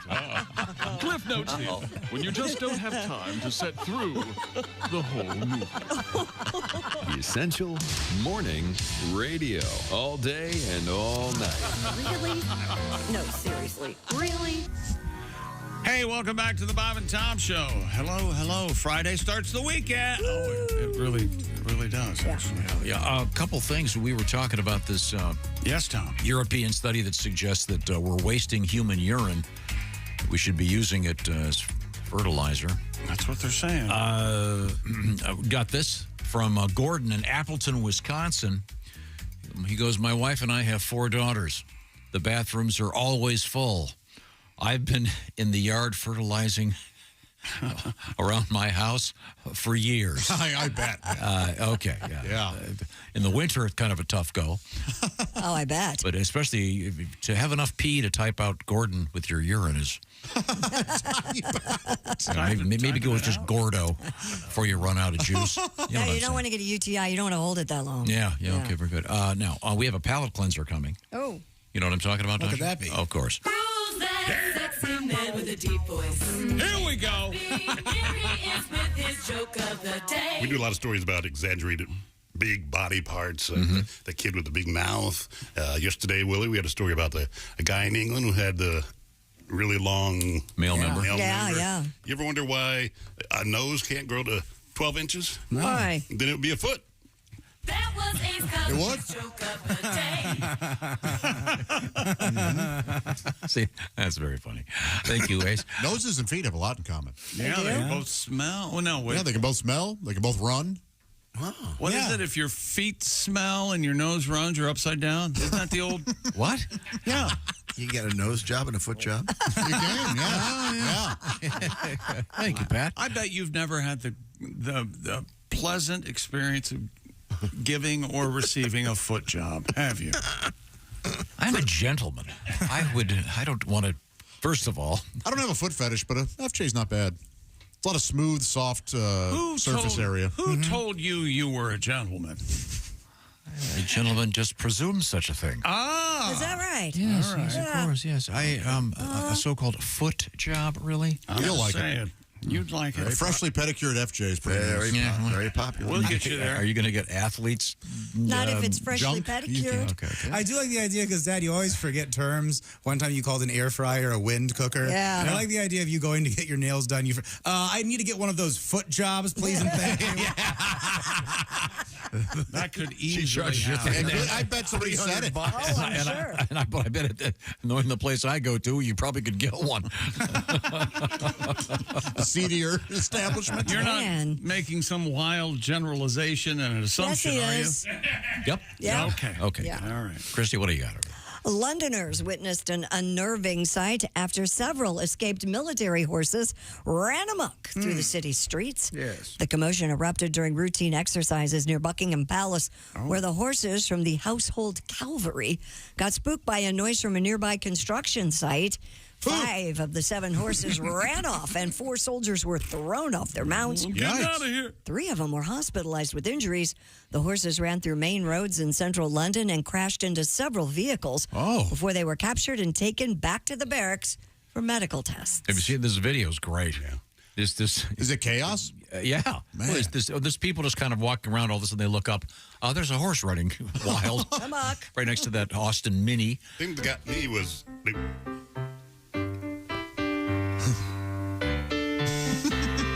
I guess you're going to play a song. I saw a horse with a saddle on its back and his mane was perfect. Horses of London. Everyone. Horses of London. All right, back to your comedy. I didn't get away, you little joke. It was cool. That's why they call it Piccadilly Circus, because they got the horses. What struck you so odd? Is it? Well, they're military horses. They were spooked by a noise. Yeah, I did. That does seem odd. Yeah. If they probably haven't been near the war for a while. Yeah. They're used to shelling, I guess, or at least be. war games, I would think, right? Yeah. Remember, did you see that World War I movie that was so powerful? All Quiet on the Western Front. Oh, yeah. A lot of dead horses. Yeah. That was rough. It was a good movie. I think they just, I can't imagine they could have run the disclaimer that no horses were harmed during the filming of this movie. Maybe they just, let it go. Didn't mention it. Oh, I see. Yeah. You can tell, by the way, if you saw the video of these horses running through the streets of London the other day, you could tell which one was the American horse. Oh, really? How so? Galloping on the right side of the street. Oh, boy. They never, yeah. Will those silly tourists learn? Saw it to come. Look both ways. Saw it to come. Danish police say a routine traffic stop turned into a standoff when a driver locked her car and refused to speak to the police officer who pulled her over. The unnamed 26-year-old driver was pulled over near the town of, I don't speak Danish, Koege. Kroger. It's not Kroger. Yeah, it's Kroger. They have the savings never stop. Yeah. Probably Hogue for not wearing a seatbelt and talking on his cell phone while driving. Police also noted the car's tires were worn out, there was no rear window, and her insurance had expired. Ace. Ace has insurance. The woman the rear window thing. No, I know. It's a side window. The woman locked herself in her vehicle, prompting officers to call a mechanic to get her out. Couldn't they just pull her through the back window? She was then detained and taken to a hospital for a blood test. So, she may have been. Yeah, she may have been enjoying. intoxicated. What do you do when that happens? What do you mean, what do you do? A person just rolls up the windows and just sits there. Call a mechanic, apparently. Yeah, apparently. Okay. Have them come tow you, right? Isn't that resisting arrest, I would think? You'd think so at some point. Yeah. Do they tow her in? Do they leave her in the car and tow it? I've always wanted that to happen, but the tow drivers, they won't do it. They won't let you? Let me ride in the car. Really? Seems fun. That'd be Sitting at an angle. Just FaceTime people. Hey, what's going on? And right in front of the steering wheel, you can say, I'm just going for a drive. Yeah. No big deal. Does this happen to you often that you need to have your car towed? Yes, I only drive clunkers. Every day's an adventure. I didn't know until recently when you're watching a movie and the person's driving, and ever notice sometimes you're thinking, that person hasn't looked at the road in the last minute and a half of dialogue. Oh, that's poor acting, yeah. And then you realize, I finally saw that thing where they have the cars on a really low trailer. Oh, yeah, they're often just being towed. And they're driving him around, so the You people didn't aren't think they were really driving, did you? Sure. I mean, sometimes they are. Most of the time, they're being most towed. of the time, they're not. Movie studios aren't as irresponsible as you. Yeah. Okay. Yeah, there have to be a million outtakes of the person who's allegedly driving. They got, hey, look, no hands. A man of you can drive right now with no hands if you have the right system. Usually. Yeah. A man in Florida says a car thief returned his mother's stolen ashes, but kept the car. Larry Carter Jr. told WFLA. La la la la la la la. Someone broke the passenger window of his vehicle, a 2023 limited edition Dodge Charger SRT Hellcat in that beautiful red-eye jailbreak paint scheme. It's really pretty. It was stolen in the middle of the night. He believes the perpetrator rolled the car out of the neighborhood before driving it off. The car, which had tributes to his late mother emblazoned on it, also contained some of her ashes in the cup holder. Yeah, this was a custom vehicle. So, though the car was gone, Mr. Carter later found his mother's remains hanging out of his mailbox. Police are still investigating the theft. Why? He saw the car. Why does he have the ashes in the car? Kidding. Yeah, he just made an ash of himself. It's kind of sweet. It's like your mom is still with you in the car all the time. Yeah, and the car was psychotic. The car had. It's better than I know ever. the car probably had that rear window tribute thing. Yeah, maybe he wanted mom with him all the time. Well, that's odd, sir. Well, Get over some it. of those are involved, Yes, opulent, beautiful. Okay, that wouldn't be a word I'd use, but Yeah. yeah, you could refer to it as beautiful. The rear window thing?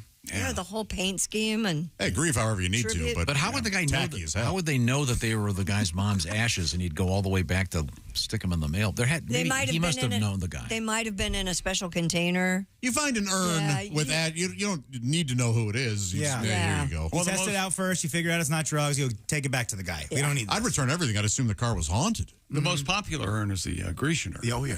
What's a Grecian urn? About $12 an hour. Oh, it's like the hen weight. How much are you owed? How much is a head weight? 13 ounces. You missed the ode to a Grecian urn, Joe. Isn't this better than having the actual body, dragging it around? Yeah. Now that's love. Yeah, instead of just So at was least it in the have was it an in the extra- cup holder? Said it was in the cup holder, so it would have been a smaller vessel. Why didn't you put it in the ashtray? Or the love compartment. Do contemporary vehicles have ashtrays? No. Therefore, your joke is invalid. Actually, mine has a lighter, but it's a faux lighter. I don't know what's it faux. You use it to light a vape? It's a plastic. It's a plastic doodad. It's not Like a a lighter, knob? but That's for your phone charger. it goes right in the it goes right in the hole. There. 12 volt. But I don't have a phone charger like Well, that. if you had one, you could put it in there. There's it charges on a tray in my car. Right, but what chick is saying, why the fake Why the lighter fake plug? lighter? So you don't put your thumb in there and get yourself electrocuted. Well, is it an option, do you think, that you could still get a lighter on that car? No, I don't know. That's the only person being nice to you in the room. Really the hostile. only person. Really She's hostile. actually trying to convert. You've been verbally attacked by 7 people in this room in the last half hour. Shut up! Shut up! Shut up! Can I ask a question? Yes, go ahead. So are you asking? I'm used to it. Are you asking? Is there an option for an ashtray or an option for a lighter? A lighter. Christy really got astray there. Can you? That'd be really interesting if you could get an ashtray. I don't know. That'd be kind of the weird thing Elon Musk would do. I need an ashtray. We have lots of contemporary technology and an ashtray just because. It'd be a bad for resale. Isn't it odd? You think that people, there are people that believe their cars don't smell like cigarettes after they smoked inside them. Yes. I can always smell. Always. Always. Yeah, oh yeah. For my car always reeked, and yesterday I saw all these people smoking cigarettes in their cars, and I was like, look at those idiots. But I was like, what lucky idiots they are. They're having so much fun, not a worry in the world. Yeah. Yeah. Ever get an Uber that smells like ass? No? Yeah. I have. Are they smoking ass in there? What's No, they going were on? eating. I think they were, Is he smoking ass in here? I think they were I'd like to eating hear more about smoking ass. eating that Right? rat soup. A family in Canada. She's got to smoke an ass. She's got to smoke. It's a smoke show, Pat. What would you do with that, Pat? Not smoke it. Can I puff on that butt? It's in the butt. You think she'd take her teeth out for you, Pat? One of these So wait a days you'll second. learn to quit telling us Let me stories. ask you a question. What was Chick talking about? That's coming. So this guy's got this really expensive car. Some guy steals it and then puts the ashes back in his mail. This person had to know him or He something. might have. We might have known him. It's a courtesy. You're doing a bad thing, but you're doing a good thing. One time I lost my wallet. The guy stole the wallet. He stole all the cash, but he sent back my credit cards and my ID. I thought that was kind of nice, even though a bad thing happened. Does that make sense? No. You're a criminal. You're a dirtbag, but you're not unethical. You have your own code. Yeah. I see. So he just wanted the car. So that thief's mom raised him right. Yes. A lot of people say, hey, look, I'll tell you what. You can have the ashes. Give me my car back. Yeah. No, they wouldn't do that. I would. A family in Canada say they received the wrong body after their father died while vacationing in Cuba. Mrs. Miriam Jajour said she was swimming with her 68-year-old father, Faraj, in the ocean near Varadero last month when he suddenly had a heart attack and passed away. Oh. His body was eventually taken away to Havana. Mrs. Jajour said she followed the Canadian consulate's directions and paid over $7,000 to have her father's body returned to Quebec.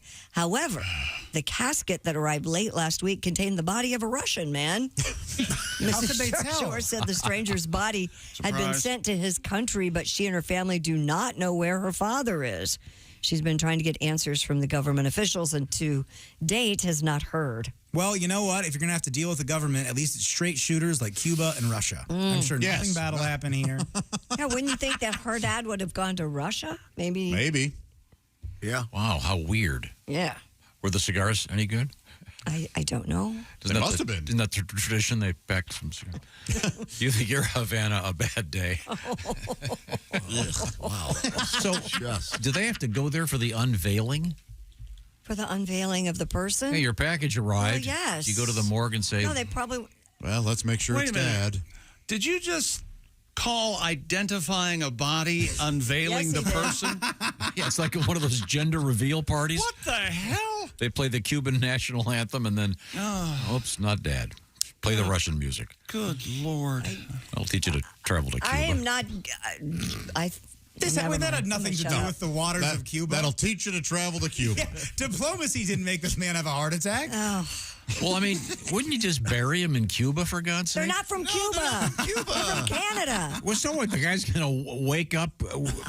I'd think about it as soon as they told me it'll be $7,000 to ship him. Yeah, I might be staying here. Yeah, you know what? Yeah. You're Well, on the I beach. bet in Cuba they don't really just let anybody be buried there. Well, then, they don't have to know. Well, leave him there. It's their problem.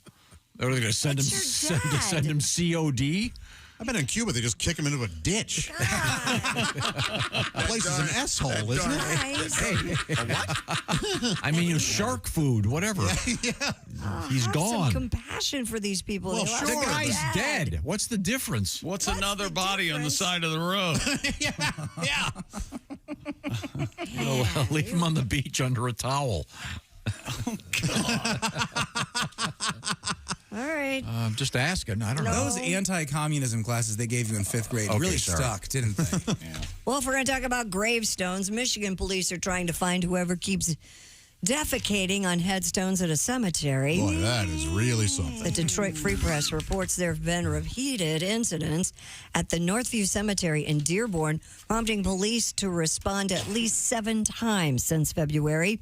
A source told the newspaper that the pooper always acts under the cover of darkness. Well, of course, that's to be respectful. Spokeswoman Katie Doyle said the serial pooper does not go at the same location each time either. So it's not like a revenge thing or some sort of, yeah. The Dearborn Police Department has no viable leads, but they are working to identify the perp. By the way, the gravesite of actor George Peppard, who starred with Audrey Hepburn in Breakfast at Tiffany's, has been spared at this particular cemetery. And please, so if far. we're talking Peppard, we're talking A-team, all right? In this case, it's the S team. What kind of sicko? That is a really odd thing to be doing. Crapping Very on odd. graves. That's what this guy needs to do. That's what gets him going. Yeah. It's not for me, but I'm glad that he's out there having fun. How do you get that? So wait a minute. So you're mad because I say bury the Canadian guy in Cuba, but it's okay to go deuce on somebody's grave? Look, I don't have integrity. I forgot what we were talking about. It's trying to be interesting. Things got boring in here. I've I'll heard hear the break. walking a mile to piss on your grave. I've never heard the other. Yeah. Well, I guess I'll crowd on this one. Oh yeah, but so will they set up those cameras and like they get for wild beasts in the forest? They set up. Oh, sure, yeah, the hunting cams. Put up a deer cam or something? Yeah, the ones they. They get for wild beasts in the forest. I don't know. Departed cams. And I would go for the unveiling of the body. And then, what the hell's wrong with you? Okay. The unveil.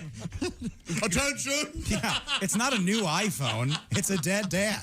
And also, I mean, if the body had been in Cuba, I assume it was probably pretty ripe. Speaking of you not being able to I'm talk, sure they have a morgue in Cuba. I doubt if it's air conditioned. dear Tom, They soak them in rum.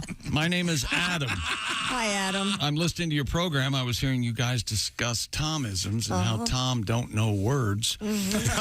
I was outside with my wife, and I was putting up outdoor decor. Oh, yes. I couldn't remember the name for wind chimes, and I asked my wife, where should I put these air pianos?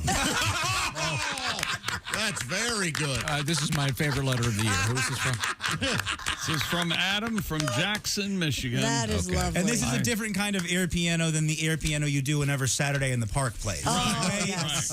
It's a little different. Oh, that's great. By the way, speaking of Michigan, Freeland, Michigan is the Walleye Festival, and tonight's special guest is Haywood Banks at Burt Watson Chevrolet. I'll bet they're dealing. What do you think? Oh, yeah. Think they're dealing? Oh, they're dealing. Okay. Always I bet the tent's up. Is what I bet. At Burt Watson? Yeah, I bet the tent's up, man. Tense up, fellas. Hope they're trading Haywood a new truck for this gig. You know what you should do if you're going to see Haywood? What? Wear your Raycon earbuds and listen to some music while Haywood's on stage. Wait a minute. Huh?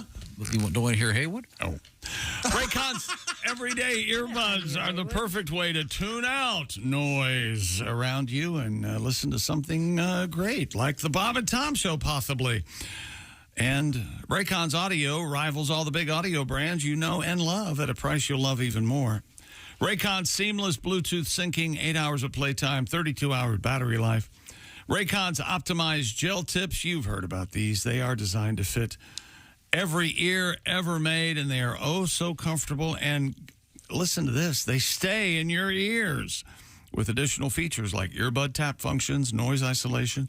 They do make a great Mother's Day gift, and Raycon offers easy 30-day returns just in case. So go to buyraycon.com/Tom today and get 20% off your Raycon order plus free shipping. That's 20% off and free shipping at buyraycon.com/Tom.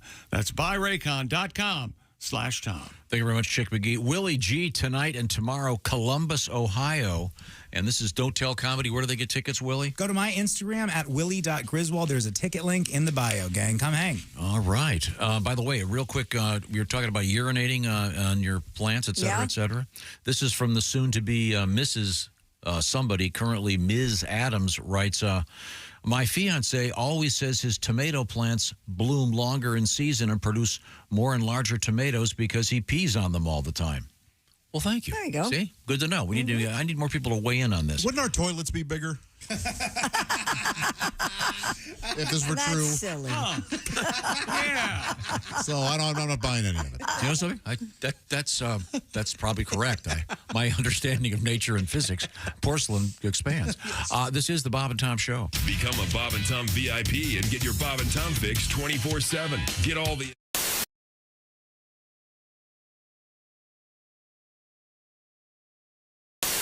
Okay. Hey, Peter. Hey, Bob. What are you doing out here? Same thing you're doing. Got a light?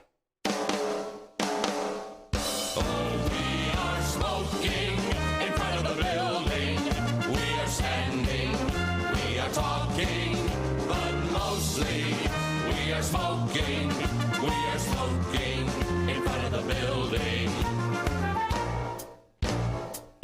Oh, we are smoking in front of the building. We are puffing, we are gagging, we are happy because we're smoking. We are smoking in front of the building.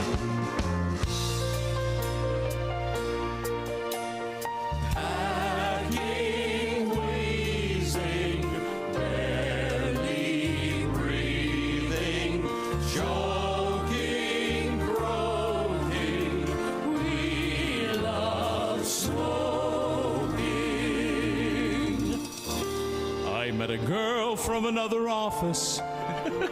She's a smoker, just like me. Now we're dating and we're smoking. We're smoking in front of the building. We are smoking in front of the building, and we smell like we've been camping. It could be raining, it could be snowing, but we're smoking in front of the building.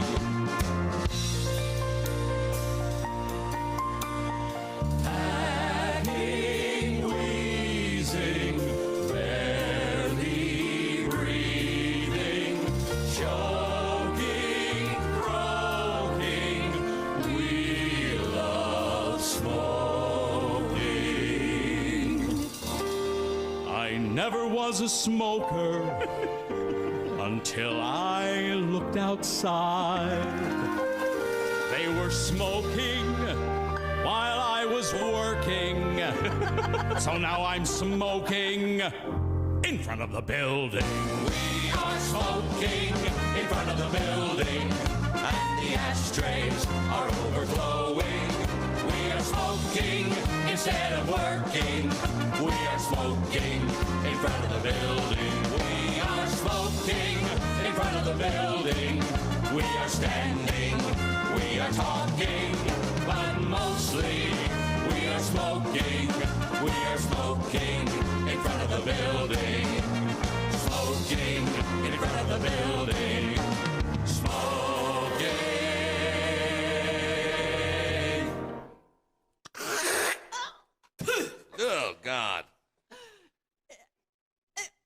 front of the building. Beautifully done. Where was the end? Screw it. Bravo. Hi, this is Pat Godwin from the Bob and Tom Show. Thanks for watching this morning's show. To listen, just go to bobandtom.com, check out the list for a station near you, or stream the online radio station on our website and the Bob and Tom app. The Bob and Tom Show, on air, on app, and on demand.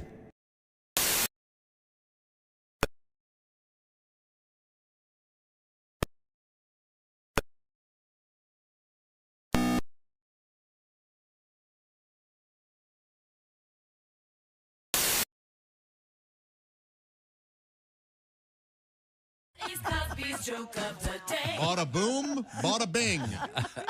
I really like it. I didn't hate it. Thank you. Bob and Tom in the morning and highlights all day long. The Bob and Tom Show, weekday mornings at 6 a.m. Eastern on Bob and Tom 24/7. Bob and Tom 24/7. Oh, yeah. Yeah. You just ruined it.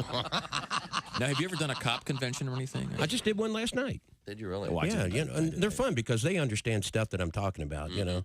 I always say Unlike the normal audience. Yeah, Yes, the biggest misconception people have about police is that we really care. Because don't. If you see a wreck and you can make a U-turn, you're going to do it. Sometimes you just get stuck. Oh, you know, you just don't want to hear it. It's always the same thing. Don't want to hear it. That's true. Every time you make a traffic stop, I ain't out catching real criminals. Well, I'll tell you the truth, lady, I'm not that good at this job.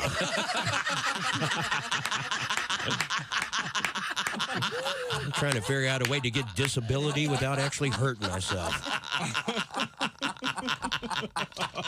See, I was a smart aleck. Didn't take it all that serious, Oh, yeah. did you? Oh, heck no. People would make U-turns on the expressway. I'd pull up behind them and go over my microphone and go, you know, because it says authorized vehicles only. I'd pull up behind them and go over my microphone and go, I authorize you. I don't care. You can't be subpoenaed if your name's not on anything. That's the way I always felt about it. Hi, this is Kostaki Economopoulos, and you're listening to Bob and Tom Radio. Yes, I have been doing lots of research, and now if you tell me who your favorite band is or what your favorite movie is or even what your favorite book is, I can tell you what you are saying about yourself. Okay, Christy, can we start with you? Do you mind?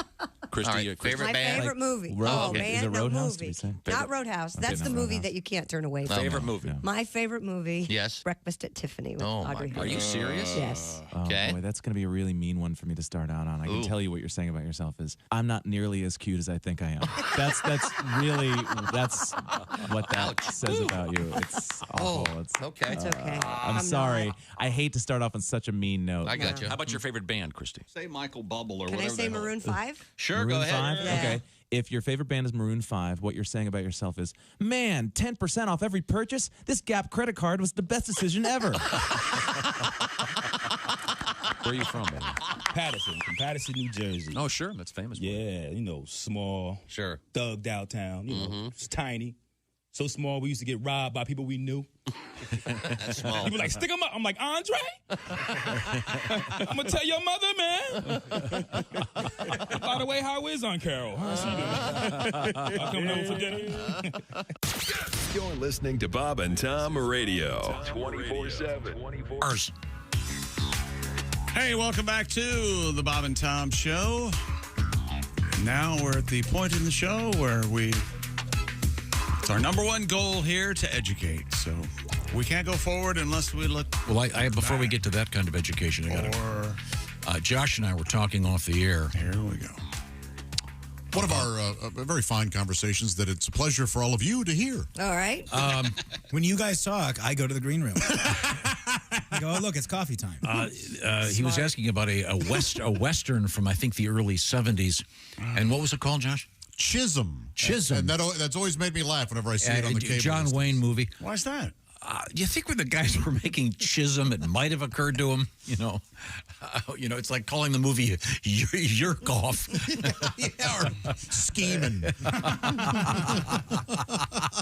Oh, I understand now. Or Wavy gravy. I just don't. It's just weird. Maybe I'm immature. Sorry. No, I am too. Okay, sorry. I see Chisholm and I laugh. Yeah. I mean, really. They had to be thinking this is a terrible name for a movie. Yes. I don't know how popular it was. Shouldn't Chisholm have been the name of Brokeback Mountain? And now people are mad. Okay. What have you got over there, Chick? What have I got over here? I'm still looking, actually. Okay. I was looking for Hey There Fancy Vest, but I couldn't find it. Oh. Time now for today in history. After that spectacular yesterday in history from earlier this morning. Oh, that's true. We did. Yeah, we sure did. Here's Tom. Born in this state in 1917, the great architect I.M. Pei. Ah. And then, of course, his landscape architect cousin, I.M.P., which goes back to our story about. I thought there was I.M. Pay, and then I.M. Bill Me, and then Yeah. Yeah, I am not paid yet. I am not paid yet. He did the, didn't he do the Rock and Roll Hall of Fame? Maybe? I don't know. I think so. And then his cousin was actually a famous costumer for Broadway. Look at him go. I am gay. Subtle. Just right out Subtle at all. Just right down the middle, baby. And he did the Broadway show, Jism. I mean, Jism. Are you sure Jism, that all wasn't all I that am Jism. Hey? That's funnier. Yeah. Okay. The great Stereotypical, though. Carol Burnett, born in 1933. Never funny. Great. Don't you just look, if you ever heard Great. one of those jerks go, hey, women can't be funny, don't you go, you've never seen Carol Burnett? So funny. Let alone 50 others, but still. 1958, Giancarlo Esposito. Oh, wonderful. Wonderful actor. Incredible. From Breaking Bad. Breaking Bad. Yeah. Breaking Bad. He's also in Bob Roberts. He's Got a new show called Parish? He's in Parish, yeah, on AMC Plus, I think, or something like that. Let's see. Jet Li. Oh, yeah. Kiss of the Dragon, is that right? Mm-hmm. He's got one of those voices that doesn't match up with his. I'm Jet Li. Oh, Very really? high pitched. Huh. Yeah. I don't think I've heard him talk. He'll let's laugh. see. Channing Tatum. Yes. He's the Magic Mike. Magic Mike guy. Oh, yeah. He's a good actor. He is a funny actor. He's good. I was going to say, he's very funny. Yeah. He does funny well. And he's not hard on the eye. No, handsome man. On this date in 1514, who can forget this? Who made the first observation, Christy Lee, of Saturn? Oh. In what year? 1514. Is that going to help? Galileo? No. Copernicus. Which that sounds like some kind of a I thought it was Newton. illness, doesn't it? Well, sorry. Sad You to got say. Copernicus? Got Copernicus. The groin, Again? of the groin. Are you sure it wasn't Rootin' Tootin' Newton? All right. And on this date in 1977, wait a minute. Studio 54 opens in New York City. In 1977. Disco, baby. Shake it up, shake it down, move it in, move it We're round, getting- disco baby. Tom used to go there and do blow in the bathroom with Nico. We're getting Grace complaints Jones about Paul Lynde putting an earworm in their people's sorry. ears. Oh, yeah. Baby. Time now for things we learned today on the show, brought to you by Hyundai. The all-new Hyundai 2024 Santa Fe, equipped for adventure with capable features like available H-Track all-wheel drive and standard third-row seating. Let's see. Bob and Tom the Musical, that is what started the show today. Let's see. Remember this. Don't forget, Tom's an ass bag, and Bob loves boobs and beer. We did do yesterday in history earlier on today. Haywood Banks is at a car dealership in Michigan that I've forgotten. Freeland at the Walleye Festival tonight. At Burt Watson's. Is that right? Good job. That's You right. remembered all that. Dick Mango Jr. stopped by. Oh, really? I missed him. Oh, Willie, we didn't get a chance to tell him how much we appreciated his visit. Yeah. Oh man, I did hear he got forgot to in, put got his out. he forgot to put his mustache on this morning. It's almost like he came in a rush and forgot that he had to put it on. Oh, I just assumed he shaved. Could you imagine that? Are we out of electrical? Hairless Dick today. Okay. All right. Hairless Dick. The character. Yeah, of course. We know what you're a little hairless. And we learned that if you're going to a certain place in Mexico, be careful. You might get a fly in your rat soup. Don't say anything. Everybody will want one. This is the Bob and Tom Show. For a complete copy of the Bob and Tom Show contest rules, go to bobandtom.com/contest-rules. Or just scroll down to the bottom of the page and see contest rules. This is the Bob and Tom Show.